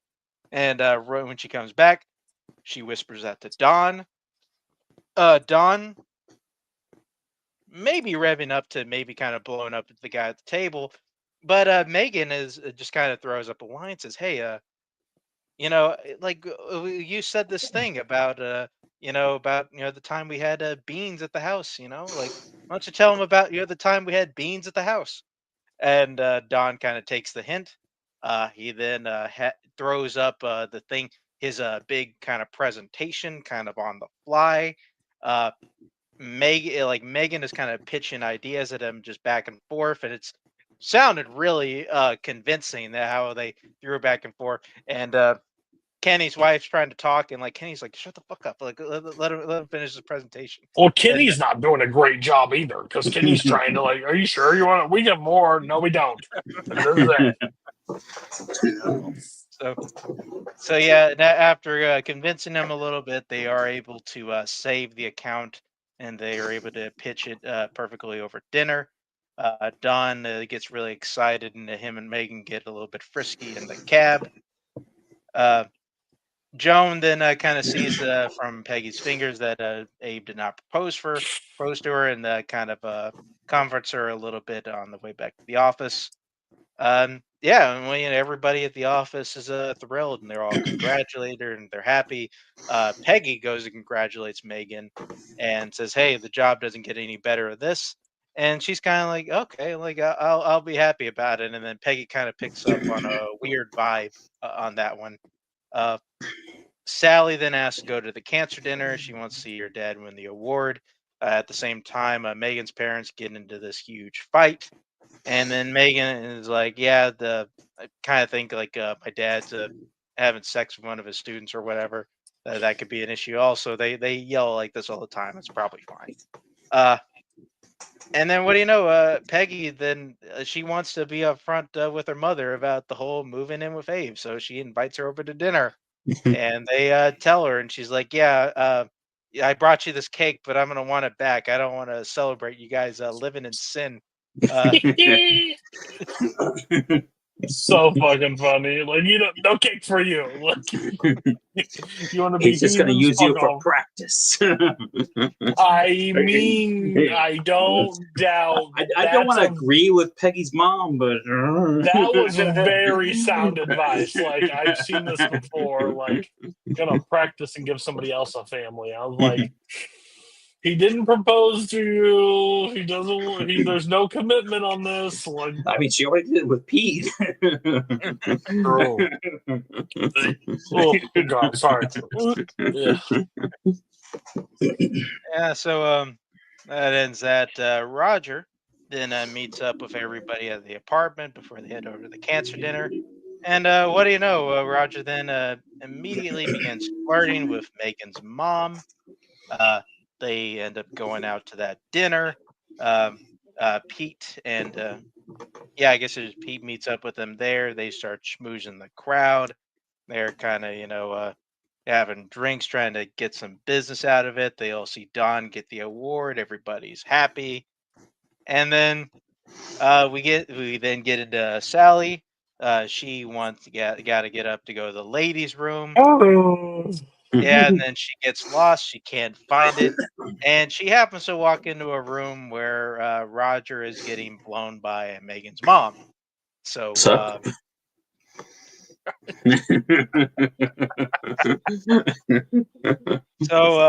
scars Sally there.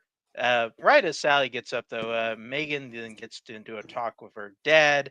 And he's like, "Yeah, I just kind of feel like you kind of skipped the struggle in your life, and you just kind of went straight to the end, and you kind of gave up on your passion. What the hell is up with that?" And then Megan is now kind of in an off mood there.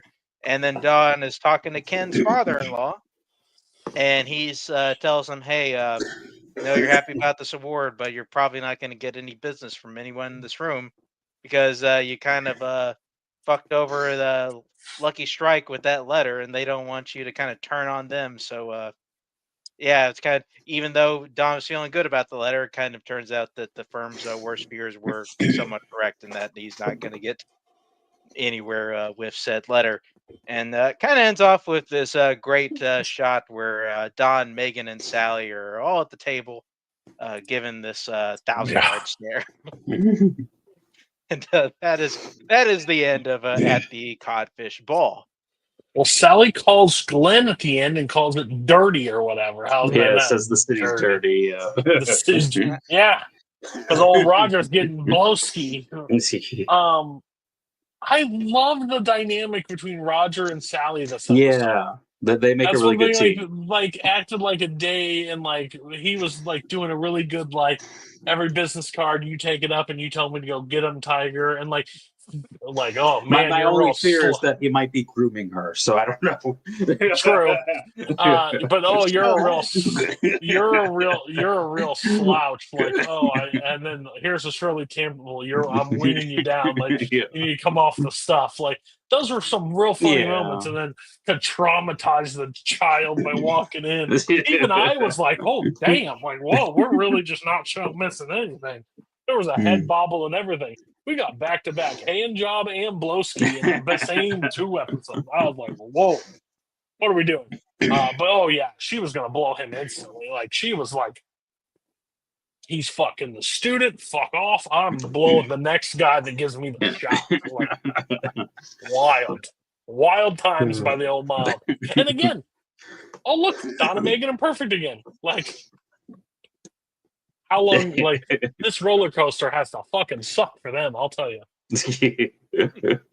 But great episode. That's the stare off too of all of them sitting at the table, just like it's a staring great off. ending. So good. I wish they would have ended it there instead of having her call Glenn and it was like, "Oh, the city's dirty." But yeah, great episode.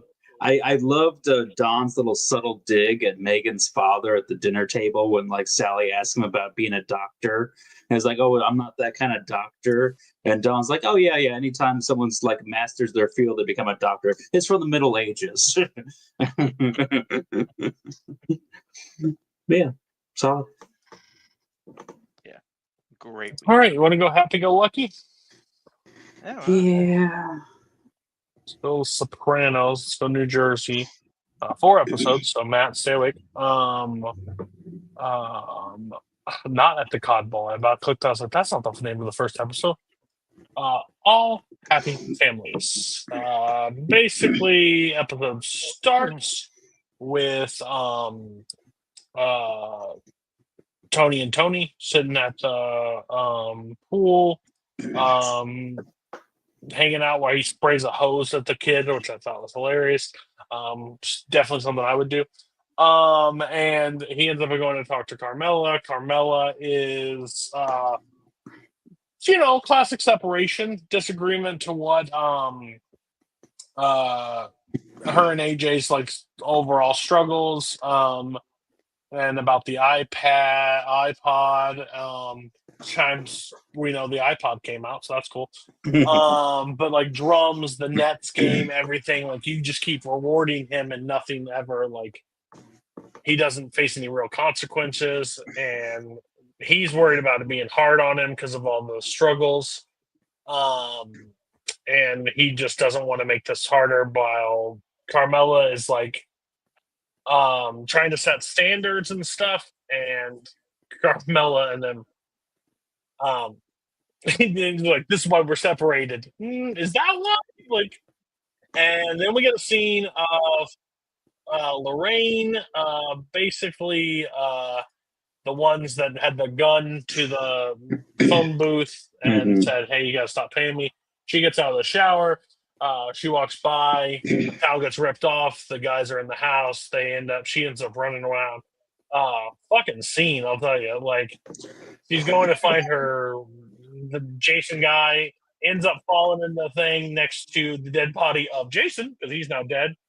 And they told her, "We told you, Lorraine." Goes to Johnny, doesn't, shoots him. I'm in a scene of going out to the car with what's his name, Vincent, but I don't know what his name's in the show.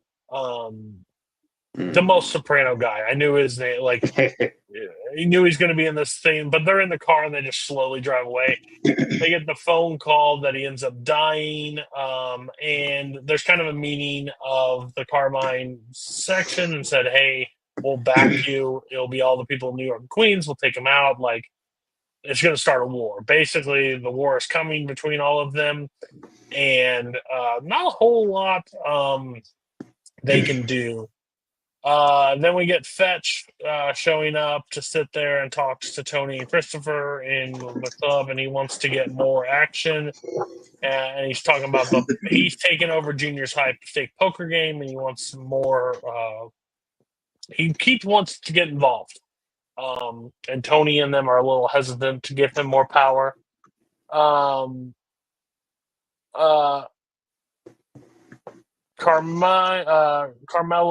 and AJ are on the out still because she's parenting him hard while Tony is just let's have fun. Poker game starts. By the way, I love this is where in the season of guest celebrity cameos, as many as we can fit into episodes as we can. We got Lawrence Taylor. We got later in the 4 episodes, we got David Lee Roth. You just got a whole cat. Okay, cool. Who wants to be on the Sopranos episode, basically? But Fetch is telling this overblown story about banging this woman with his foot, basically. Tony ends up walking in. They have a doctor friend sitting at the table and talking about his wedding, and it's really funny. Is no invite. He's not going to the Jewish guy's wedding. It's just a joke. But he interrupts Fetch, and he kind of busts balls and is the joke guy in front of everybody, while Fetch is supposed to be that side. So, kind of pisses off Fetch, but he doesn't know how to react because he's not in the boss level. Tony, Carmela sit down with the principal. What's his name? I wrote it down. David Strathairn. Huh? David Strathairn is the actor. Yeah, I think it's the guidance counselor. Yeah. Oh yeah, the guidance counselor, Mr. Wegler. Yeah. That Tony and AJ and I bet everybody else besides Carmelo thinks is a homo. Basically gay. Don't believe him at all. But they're trying to work at it. AJ, it's I got a learning disability. I give him more time. Thinks he can get away with it. They're trying to figure out. Wegler thinks maybe you send him down with a therapist. They're nope, no therapist. Tony does this whole thing of I think it's a scam. What about those quiet Gary Cooper types? The same thing he says all the time. Gary Cooper was a teenager at one point. Yeah?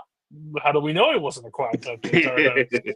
And they said, we talked to one, and he told us our daughter to go to Paris or go to Europe. So we don't believe in that. So just hard discipline. He's just lazy. We need to force him through. Interesting how that works.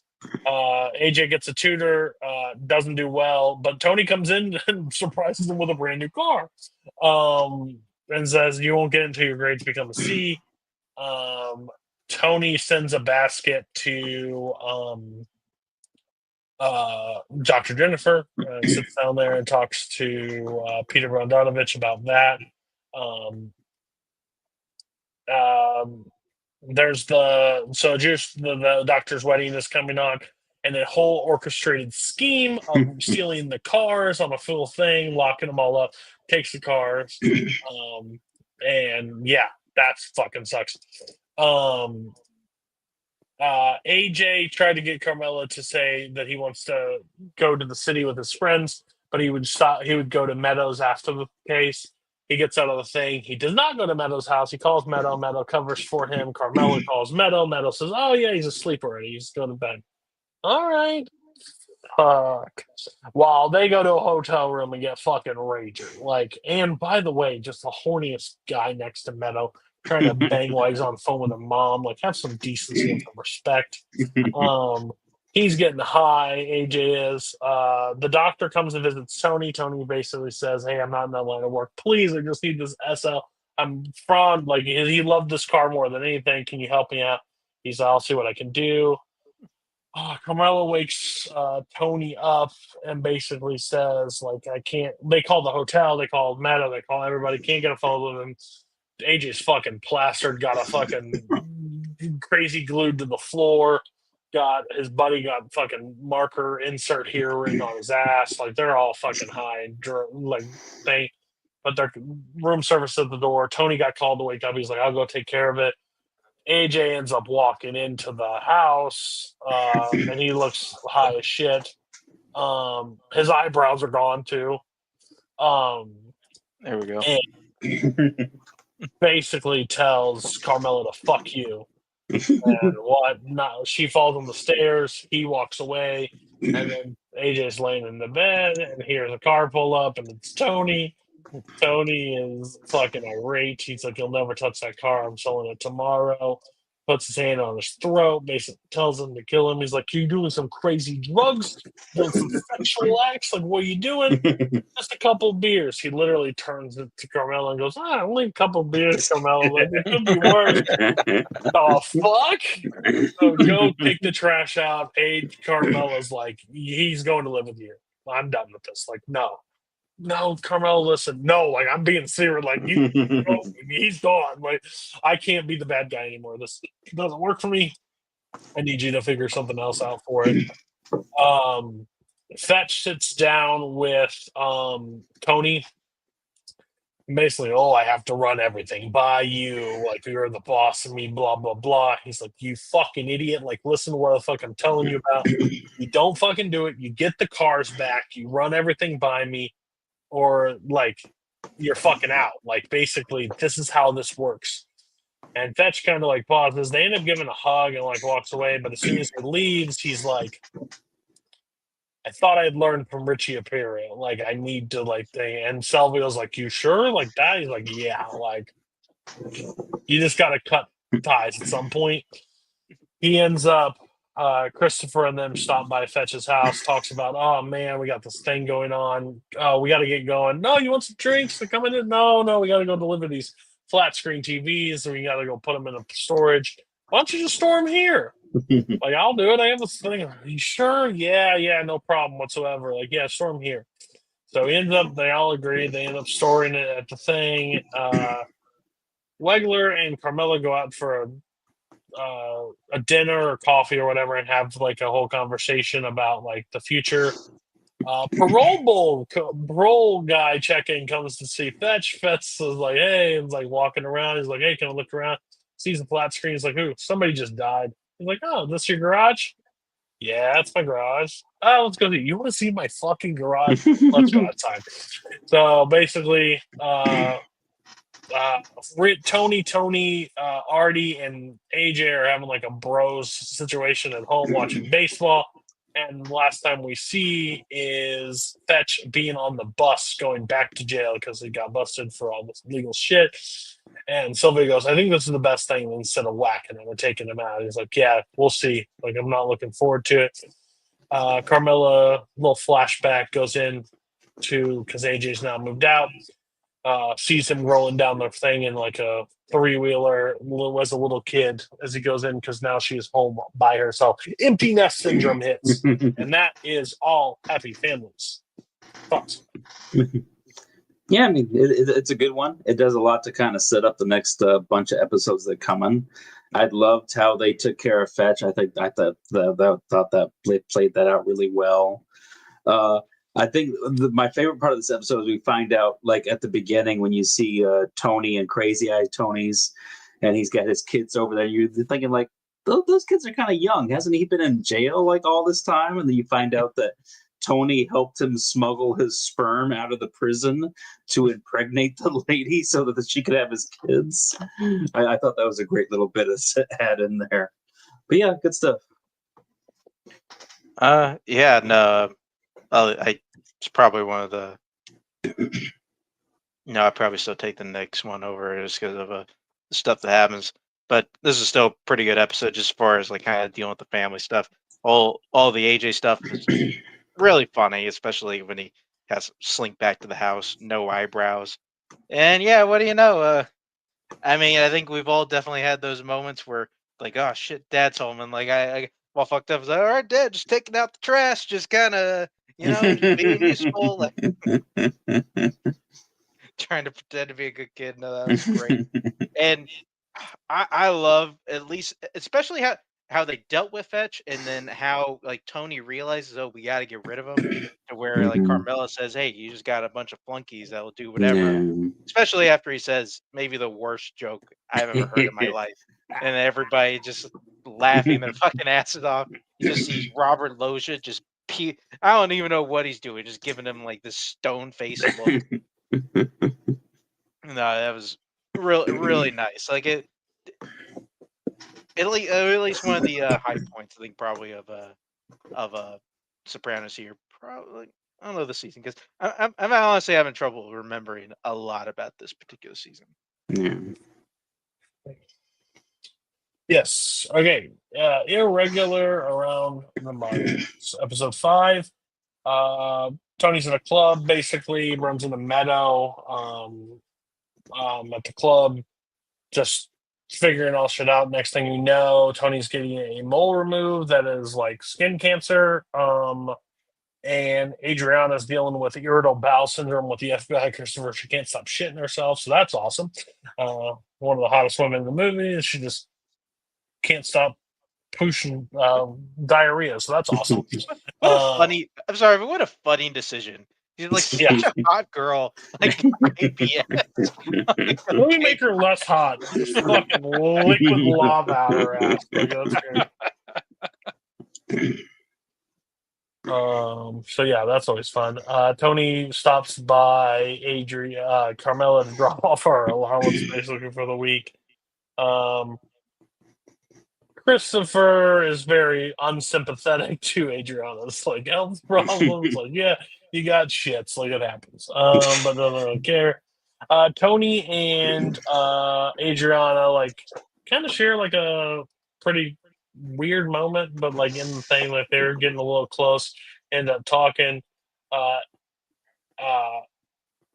Adriana, while they're loading stuff up, Adriana comes to talk to Christopher, where she has to end up running away again because she has the shits after she drops off like the acid or whatever for.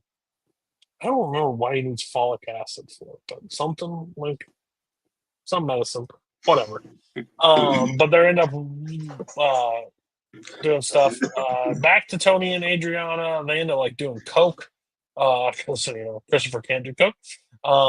Awkward moment about like playing darts, and then she ends up on her knees in front of Tony, and Tony has some thoughts. Suck. He goes and meets Jennifer, and he's like, "Oh, you would never like, oh, why do you want to bang me? Would you do this? Oh, I wouldn't because she's like, you sure about that? Like, what's up? Think about her like she's your daughter. Like, try to set this, even though I want to fuck the shit out of her. Oh, okay, buddy. Like, that's not the response you want to do. But basically, remember, you talked to me, the most beautiful girl. Like, all you wanted was me. Like, all this stuff. So, like, what's changed? Like, what's the situation? And again, keeps pushing. I don't know why he does not get what he wants from her whatsoever. But he's like, he's my number 2. I would not do that. Well, you never know.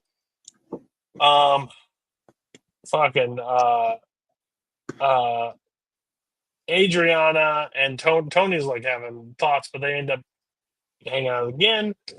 Tony ends up giving her a ride home. Tony swerves and misses a raccoon and ends up wrecking the car. They both end up in the hospital. Tony's ends up fine. She's in a neck brace, looks pretty beat the fuck up. They're loading up. Christopher's loading up a supply, but he was like, hey, by the way, Adriana got hurt. Like, talked about it in the car with Tony. You're in the car with Tony? What the fuck? Like, why were you in there? I was just giving her a ride home. Like, we were at the club. And then you see the game of telephone that they do really well in the show. Like, everybody saying, he's sucking Tony's dick. Yeah, like in the middle of him, fucking giving him more. Blah, blah, blah. Which gets back to Christopher. And Christopher ends up beating the shit out of Adriana, basically. He's like, what are you doing out in the wool? Fucking bird watching? Fucking, you sucking his cock. I know it, blah, blah, blah. So I'm so pissed. Grabs her by the hair, takes her and throws her outside. Like, get the fuck out of here, you stupid bitch. Chokes her and like beats her up pretty badly. Tony ends up going over to Carmela's to drop off a pizza and drop off AJ. And she's like, you're fucking disgusting. Like, I heard the rumors, you're horrible, blah, blah. I didn't fucking do it. You'd believe me, blah, blah, blah. And just like leaves him. He drops off the pizza, then returns to grab the pizza and leaves again. Never leave a Uh, pizza behind. Yeah, I thought that was like, fuck you, bitch. You don't want to defend me? I mean, the pizza. Christopher shows up at the bottom thing with a loaded gun, shoots a car out, enters the room. They all scream, "He's got a gun!" Turns a gun on the boss man, which is crazy. Which they grab Christopher, drive him to the middle of fucking nowhere, and Tony puts a gun to his fucking face and be like, "You better forget. You have one shot to act like this didn't happen. Like you don't believe this anymore. I have no other choices." He doesn't consent. He basically does things. So they end up trying to find a different way. So they end up going to the doctor and getting his confirmation. The doctor's like, "What the fuck? Like, I don't do this shit." Like, just tell him. So he gets in the back of the car. He's like, "Can you just tell him it didn't happen?" "Oh, of course I'm not going to believe." Like he would believe him because he's terrified. And then fucking Tony, Steve Buscemi's like, "Tell her because he doesn't have this and the clavicle and blah blah blah." She's looking at us straight up. "Yeah, she didn't have this." "I guess I believe you." That's where he leaves. She ends up trying to pay the cop. The doctor has none of it. Leaves. Carmela and Tony have a lash out. He's like, Meadow says you were all coked out like you were on. I don't do fucking drugs. I do love Tony was having the gun to Christopher's face, and it's like, I didn't even have a thought about it. Like, I didn't think about it. I didn't want anything. You lying. You lying. You wanted her to suck. And then she's like, "You just be honest with me. Clear this up. You know I wouldn't do that." And she doesn't really respond, but it's kind of her like saying, "I know you wouldn't have done this situation. You've done a lot of fucking shitty situations, but I don't agree." And he's like, "Thank you." Like, that's the best he can do. She doesn't admit it, but he doesn't like get any farther with her. Adriana meets with the FBI and is like, "Don't be surprised, it's most of the accident." And she's like, "All you do is care about but you only care about Christopher and not about my well-being." So she ends up leaving. And then Christopher, Adriana, Carmela all sit down for a family dinner. Awkward family dinner. And that's the end of the episode. So thoughts? I love too, like the last meeting that he has with the therapist. Like, I might as well have fucked her for all the trouble it put me through. But yeah, no, this is probably definitely like the best episode of the season so far.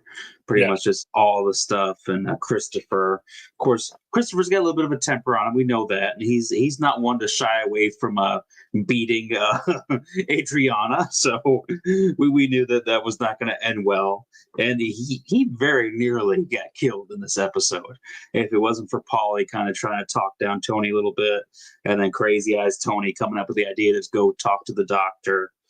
But yeah, this was a really great episode. Yeah, I gotta tell you, I know all three the leads of our shows are definitely promiscuous. I would say. I would say maybe of the three. I'm not really sure if any of them really get led around by their dick. I think worse than Tony does. He knows this is a really horrible idea. This is bad.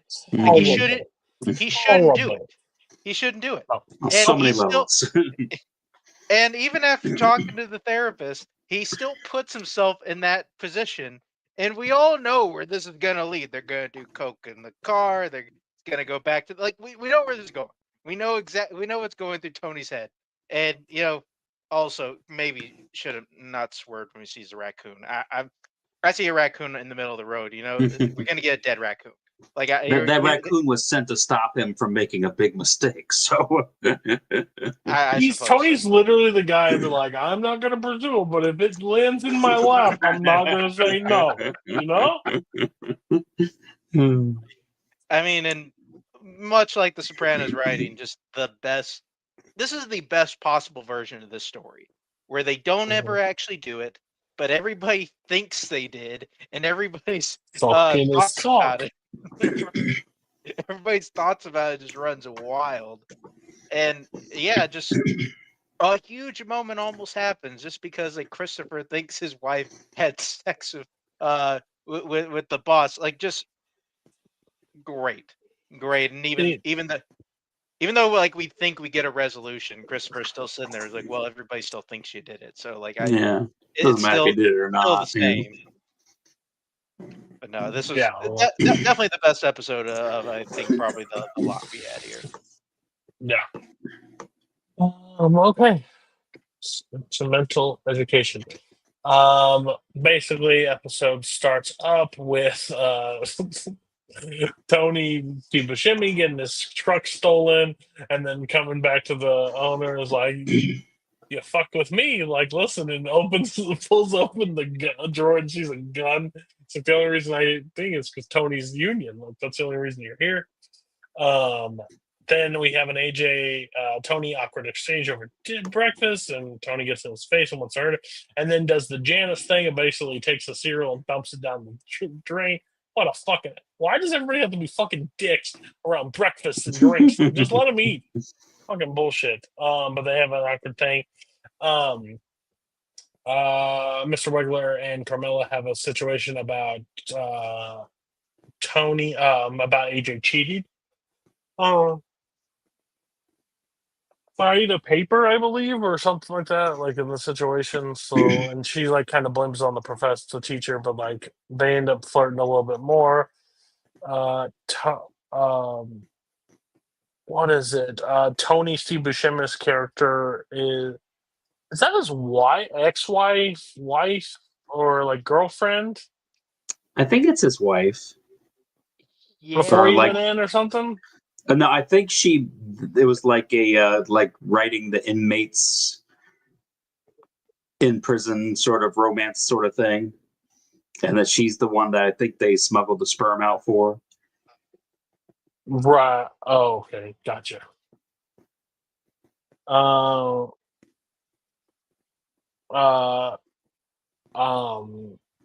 Carmela has another dinner with the priest.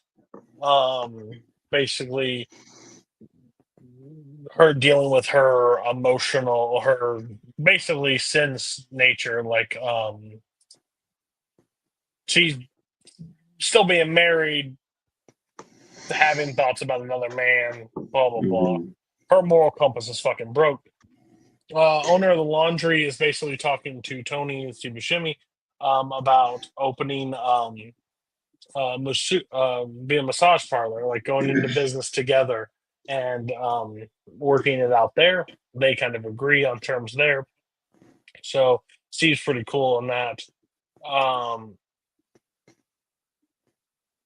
Carmela and Tony meet over AJ about like rules and guidelines grade wise. Like you're not going to go anywhere without your grades being thing. Like you need to like basically last straw. Nothing ever gets solved with any of them. Quizzing fucking Tony about his massage thing, like going through the cars. Couldn't be the worst group of people to ever help anybody.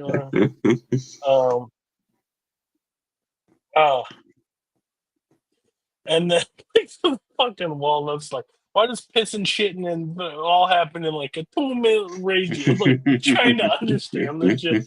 It's just fucking comedy with all of those guys. Carmela and go on a date. Everything gets a little hot and heavy with their situation. They end up fooling around, and then she sees like a Catholic book and like has like thoughts on that. But she's not feeling great because of Tony and situation. Tony ends up passing Tony Sibashimi passes the massage thing, so he's got the green light. Walks Tony around and shows him basically the whole like where everything is going to be and what he wants to do. Richie, maybe Ralphie's ex-wife, the one that Yes. lost her son, comes over Yeah. and visits. Basically talks like, you look happy, you look glowing like this, but sees her and AJ and has an emotional reaction because of her son. Tony Steve Buscemi's character and his girl are walking down the street, and the guy's comes speeding by, throws something out the window. It's $12,000 cash with drugs. She makes the valid point, but what about your parole? Fine. Fuck the drugs. Let's take the money. The money's fine, so takes the money. And let me tell you, I've never seen $12,000 go so fucking fast in my entire life. Made my heart hurt. But they end up like partying, going to clubs, blowing on money. Fucking Wegler calls Carmelo while he's with Tony in the house. What are you wearing? Blah blah. I want to see. Okay, thank you so much. Bye. Like the awkward end of conversation. He ends up like buying a full suit. Tony, Steve Buscemi's character. Carmela has an emotional reaction because she's with Wegler and can't do it because she's still married. Like, oh, I'm a Catholic. Blah blah. Runs out raining. Situation. I love it that he's like Steve Buscemi, Tony's character, has like a whole fucking bender, gets dropped off and ends up having to go back to work basically with it. Wegler stops by the teacher that's giving AJ a hard time and says, cut him some break, like be nice to him. So he ends up doing that. The owner of the laundromat's giving like Tony a hard time. Is like, oh, you almost done? Like, you get the situation, like pressure and all the stuff. Why he's still working the laundromat? And he brings his kids over, and they end up doing stuff, helping him with like knocking stuff down. Carmela goes back to Wegler. They end up having sex, and Wegler fucking hits her with the hard thing. Is like, you're a user. Like, you used me for the situation. You used your pussy as collab, blah, blah. I've never been so disrespected in my life. And you said that to me? And then she leaves and does the mob line of, watch your step. Bitch, you're not in the mob, but man, you talk like you're in the mob a lot. So, like, that's awkward. Don't know where that situation's going to go. But, like, basically, Tony, Steve Buscemi is like, he's like, you blew that 12,000. I got $400 left. And then they end up, he's like in those dress shoes, fucking delivering the laundry and shit. She's in the phones. She's on the phone with her, friend. Tony, Steve Buscemi's character, is like having a conversation with the lady, and like, I'm so done with this shit. Like, I'm tired of hearing your whine, of your gambling, your complaining. Like, shut the fuck up. Like, get over yourself. And then the owner of the laundromat shows up. He's like, oh, 3 days. 3 days? You almost done? Like, so partner is like, listen. And then just beats the shit out of a guy. Like, well, of course, doesn't beat the full shit out because he gets some blows in too, because he's like not the best fighter. But ends up knocking him in the pot with a thing, and then ends up leaving him in there and walking away. Carmela's depressed. Her dad comes over to fix something. There was a guy, like, yeah, if he dated a good man, he wouldn't have these problems. And he's like, I had a good guy, like this situation.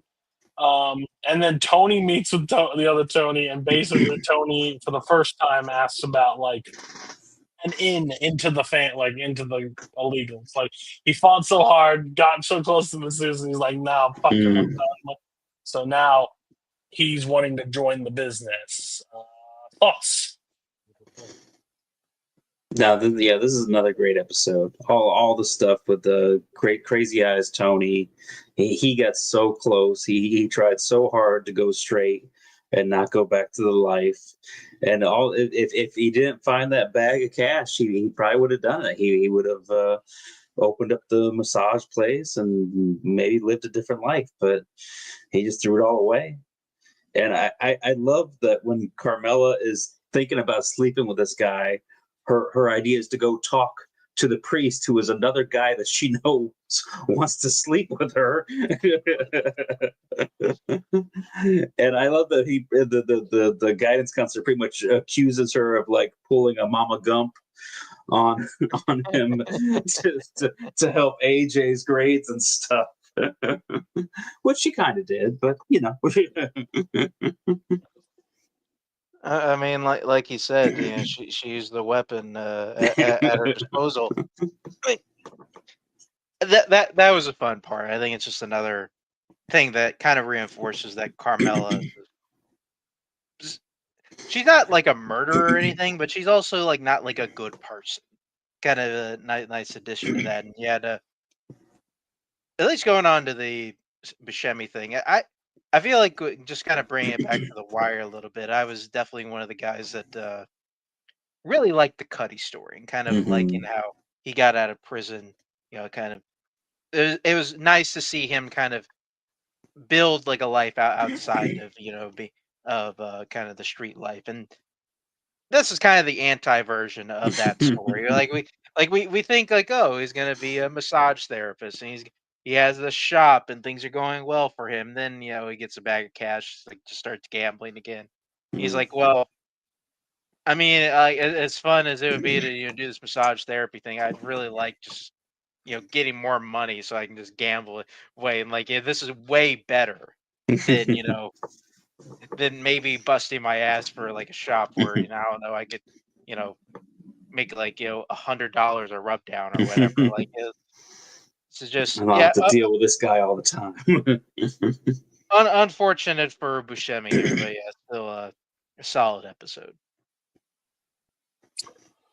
Last episode in Camelot. Starts with Tony inviting Janice and the group over to for family dinner. Have a funny conversation about the family dog, and it's like, yeah, we had a dog. Ended up going to the farm. Tony, they got rid of that dog. They put the dog down. I was like, what?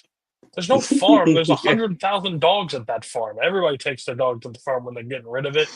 And then the aunt died or whatever, so they end up going to a funeral. Tony goes up to Junior and says, "Hey, you want to go pay respects to my dad? Your brother? What? Look at a gravestone? No, thank you." And then he walks over and he sees this older woman sitting there and meets her, and they basically, um, kind of her dad's mistress. Basically, what the situation like. She was with him for a while. Then we see like an AA drug situation where we see an actor. Do you guys know who that act? Like, is that like a? Oh, That's I don't. Tim Daly. That's Tim Daly. Yeah, Okay, he's a lot of TV stuff. Yeah, he's that's what I super. figured. Okay, I figured he was something. I didn't look into it. I didn't give a fuck. Like, honestly, I don't care. But I knew they were trying to make something because he's like in Hollywood talking about sex. But he's talking about like getting through and Tony being like his, Christopher being like his friend and helping him through the situation. Moment I saw him, I was like, oh, he's gonna go fucking downhill fast, and that's what fucking ended up happening. Because last episode, Tony, we did see Christopher get liquored up, which is breaking the sobriety for the first time that we get to see. Tony talks about the old lady that he met with Jennifer, and he's like, "Oh, do you have attraction?" She's like my mother, like, oh, I'm just saying, like, you want to get busy with her, like, who knows? Um, Christopher and the guy meets and talks about like their therapy. Junior and his lawyer basically like going like obituary, trying to find people he can go visit for their like funeral so he can get the fuck out of the house. And like his house arrest is driving me crazy. Which I thought their case was acquitted. So is he still on? Why is he still on house arrest? Well, I thought Well, he wasn't it like a had, mistrial or something? yeah. So I So that guess. means eventually they're going to have to do another trial. I guess that's true. So yeah, mistrial. So he's just trying to find ways to get out of this fucking thing. He's like, oh yeah, we can write that one down. See, Tony goes over to this old lady's house and starts like looking at shit and like looking through all these old pictures and like talking stories about her dad, making her reminisce. And like he said, if you ever need anything, call my son. Like my son's got you. Like all this shit. And then so like they have a whole kind of a weird but sweet conversation. It's just awkward and weird. They end up drinking and going like and visiting stuff and telling stories and keep moving on. Christopher and the guy go to like work out together and like talking about like how to stay clean and sober and like he said he got any action because I want to put it on like Jeter and stuff of the crew. It's like, oh, you got money? Yeah, I got 3,000 check residual for this, blah blah. I was like, oh, okay.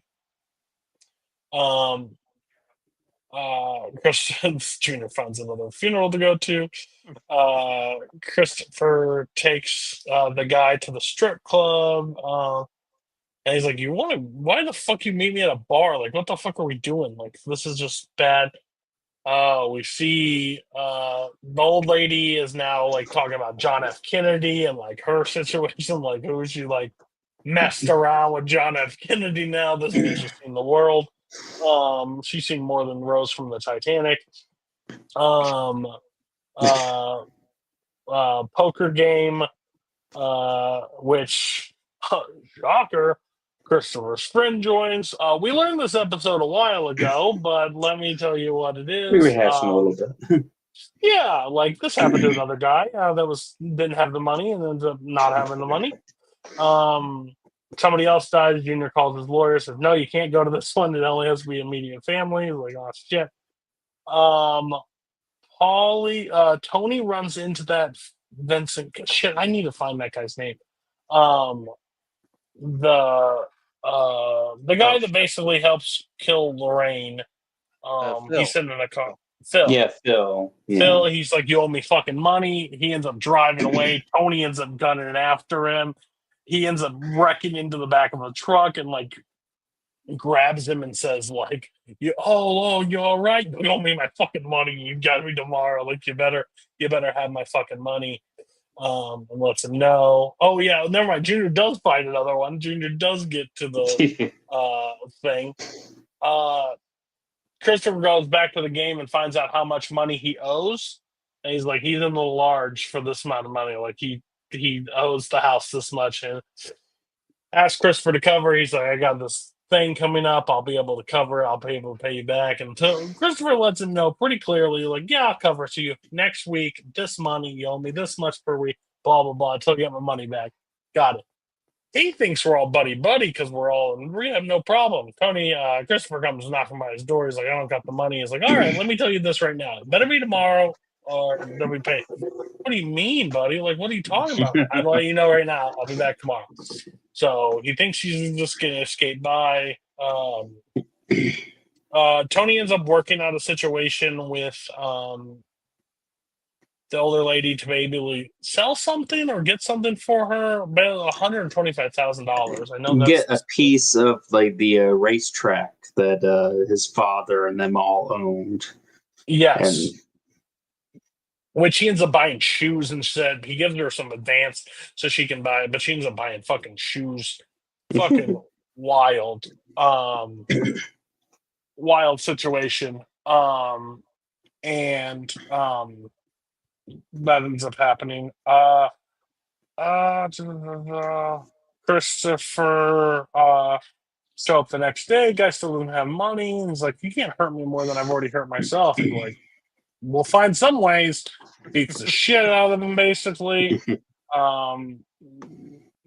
Another funeral. Junior has a fucking emotional breakdown at the funeral, starts screaming. The guy tries to sell an Emmy. He's like, oh, TV's worth shit. You got an Oscar?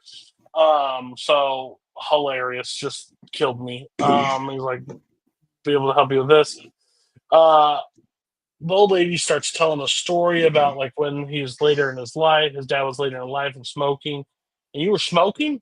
He was on oxygen. Like, what the fuck are you doing? Like, so he kind of gets a sour taste in his mouth about that situation.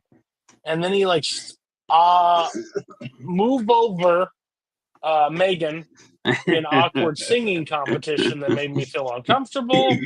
This old broad singing Happy Birthday, Mr. President made me about lose my lunch. I was over it. And then he kind of like drifts off and goes back to a vision of him being younger. Well, he goes back to therapy talking about this. I do love Christopher meets up with the guy and basically tells him he's like using again. He's like, why didn't you fucking call me? I don't know. You beat the fuck out of me. I don't know why I would have want to call you. You're the reason why I'm using again. Yeah, you're fucking the reason. Like I'm gonna be using. Like this is fucking crazy. And then he ends up say like I think he's going to end up getting him back into rehab to get it into basically cover. Jennifer starts to go through a story of when Christopher was when Tony was younger, and goes through a thing about his mom was so pregnant and bleeding, trying to get a hold of his dad. He's talking to his dad on the phone and gets a hold of his dad, and his dad is basically with her, and he is on the background, like can't go. She ends up showing later. It's like I was at the Yankee game, like I couldn't go. We got home and saw the note, like oh no, like all this stuff, and makes Tony lie for him in the situation, and basically, and then he's like, "Fuck that bitch! Like she was awful. My mom was terrible." Yeah. Like gets around back there, like fuck her, like blah, blah, blah. And it's like there's emotional. He ends up selling the Christopher's buddy ends up selling part of the money back and ends up taking care of the situation. Junior talks about the medicine, about like not being on it or whatever, and his memory not doing so well. And that's the episode. Ends. Boom. Yeah, it's probably the weakest of this batch, but it's still got a lot of really good stuff in it. I love that Tony still believes that his dog was taken to a farm, and then the reveal that Well, you his mean my dad dog? gave it to his Oh, mistress. yeah. And yeah, the stuff with the Tim Daly and Christopher it's pretty much a rehash of Tony and Robert Patrick from like the second season or something like that. But it was I love that he's gonna help him go into rehab. It's like, don't worry, when you get back out, we can talk about setting up a payment plan for you, so you can still make sure you pay me back. And but yeah, it's still just kind of filling in some stuff. You know. Yeah, Yeah, it, go it ahead. was fine. It was fine. Yeah. I like the Tim Daly stuff, but yeah, it's kind of like like Tony was trying to help Robert Patrick out of it a little bit. And Christopher is just a complete fucking asshole. He's like, yeah, well, you're gonna owe me fucking money. I'm gonna come back for that money. And what do you know? He beats shit out of him. So Christopher's still bad. Because Then, at least Tony told him, "No, trust me, you don't want to go to this game." He tried to tell him like 3 times, "Don't go to this game." Tells Christopher's like, everybody, "Oh, hey, like, don't I go got to a this game fucking. for you if you want to come play some cards." Yeah, so I like that part. Yeah, and then Tony like talking to his father's mistress. Weird, a lot of weird stuff. Didn't really jive with that story, for just being honest. Like didn't feel good for most of it, you know. And then we go into the backstory stuff where he's got like, okay, like whatever. I'm not gonna say my dad is completely right about this, but I think the longer the show goes on, the less interested I am with all the psychiatry stuff. And it's like a lot of this feels like rehab. I don't know how important most of this is, and I understand a little bit now why my dad just skipped through all those parts. It's like they don't matter really that much at this point. We didn't need to meet her to get this flashback. Is my only thing. Like, I don't mind the Jennifer situation, but we didn't need a whole storyline of her like getting the 120. Like, we didn't need this to just stir this one memory back to him and like, wait a minute. So and even I if you could do that, and like him meeting her like at the grave site, and they have a little conversation. You don't need to have like you could see one scenes. picture and get a flashback. You're like, okay, wait a minute. But like, Mr. President, shut the. No. And then that's when Tony got attracted to her, and that's why he had to like get away from her. Tony wanting to fuck Adriana makes perfect sense. Tony wanting to fuck Jennifer makes 0 sense. I'm sorry. It makes 0. Tony fucking talking with his old broad for it makes no sense. Like, stop it. Fucking weird. He wants to go where his dad was. Matt, technical foul. See ya. That's foul. That is some foul shit. All right. Bad guy of the week. I'll start Tough week. off. Yeah, I'll get. I think we got some solid guys to pick from. I think Pete made his case this week pretty well. Christopher is not a bad pick either. He beat up Superman and Adriana. Yeah, not great. Um, I'm not even sure if I can speak to most of the things he did particularly, but I just kind of really felt this sliminess this week. I am going to go with Kavanaugh for this week. Just not like he just feels like just he has good intentions technically. I just hate him. So I think that gets him a good It good vote literally for my took guy you this week. 6 more episodes. Like, what the fuck? What were you watching the first 3 episodes? His faking an autistic son? Like, what are we doing? I don't know. I at least kind of liked Forrest Whitaker being in this role, and then that kind of wore off. I'm like, okay, I'm kind of all right. This is good. I remember like an interview when like all this season was actually coming out. Forrest Whitaker was like surprised that people didn't like his character. He's like, I'm the good guy. I don't get it. Why doesn't anyone like me? Let me tell you, I'll help you out on that. I feel like I picked on a Pete too much. Picked on Christopher too much. I feel like I'm gonna give it to Don this week because Don was just awful with Megan in that one episode, and then I think that's enough. Can't leave your wife. Yeah. Don't. Especially back then. Now you got the cell phones, you got tracking and stuff. It's not as bad. Get away with it now. There you go. So this is a tough one. I kind of want to give it to Shane almost for looking at Liam and be like, it's only 5 years, man. Like, what's the big deal? That's some fucking crazy shit. After all the shit Lem did for him. But I'm going to give it to Christopher. Beats the fuck out of Adriana that just was in a car accident for a rumor that he just believed a lot of people, and I understand.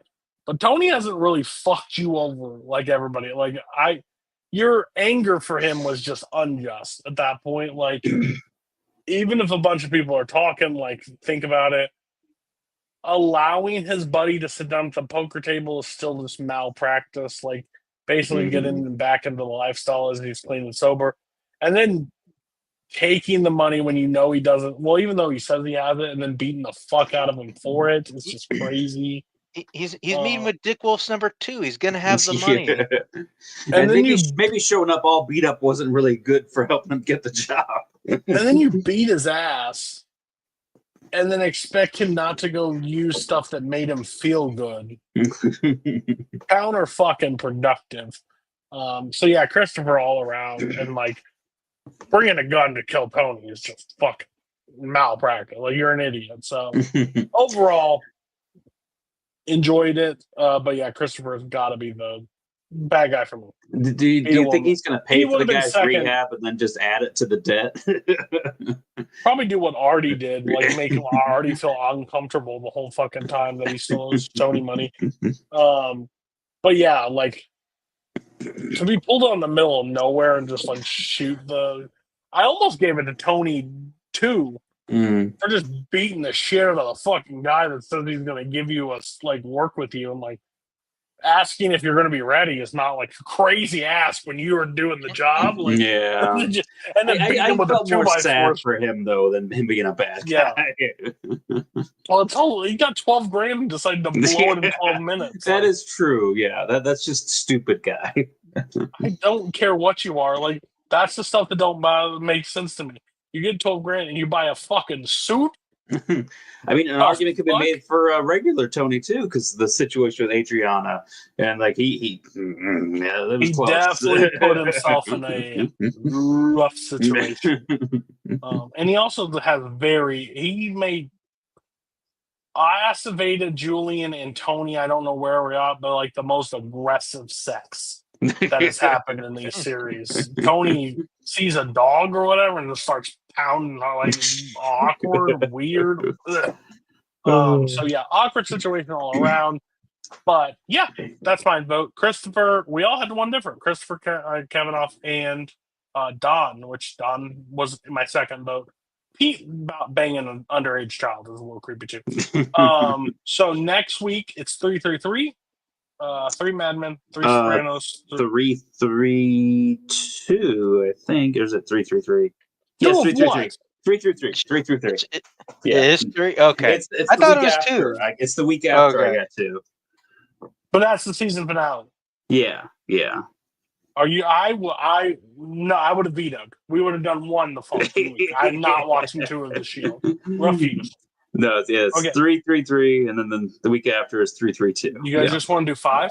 What am I saying? Okay. Anyway, so The Shield, 3 episodes. 3 episodes of Sopranos, 3 episodes of Mad Men, and then the following week we will do 3-3-2. Break down the season finale, and then we will tell you what shows we are doing for the next part of season 2. Yeah, looking forward to it. We're having a lot of fun. Enjoying the ride. So can't wait. We will catch you next week. Bye-bye.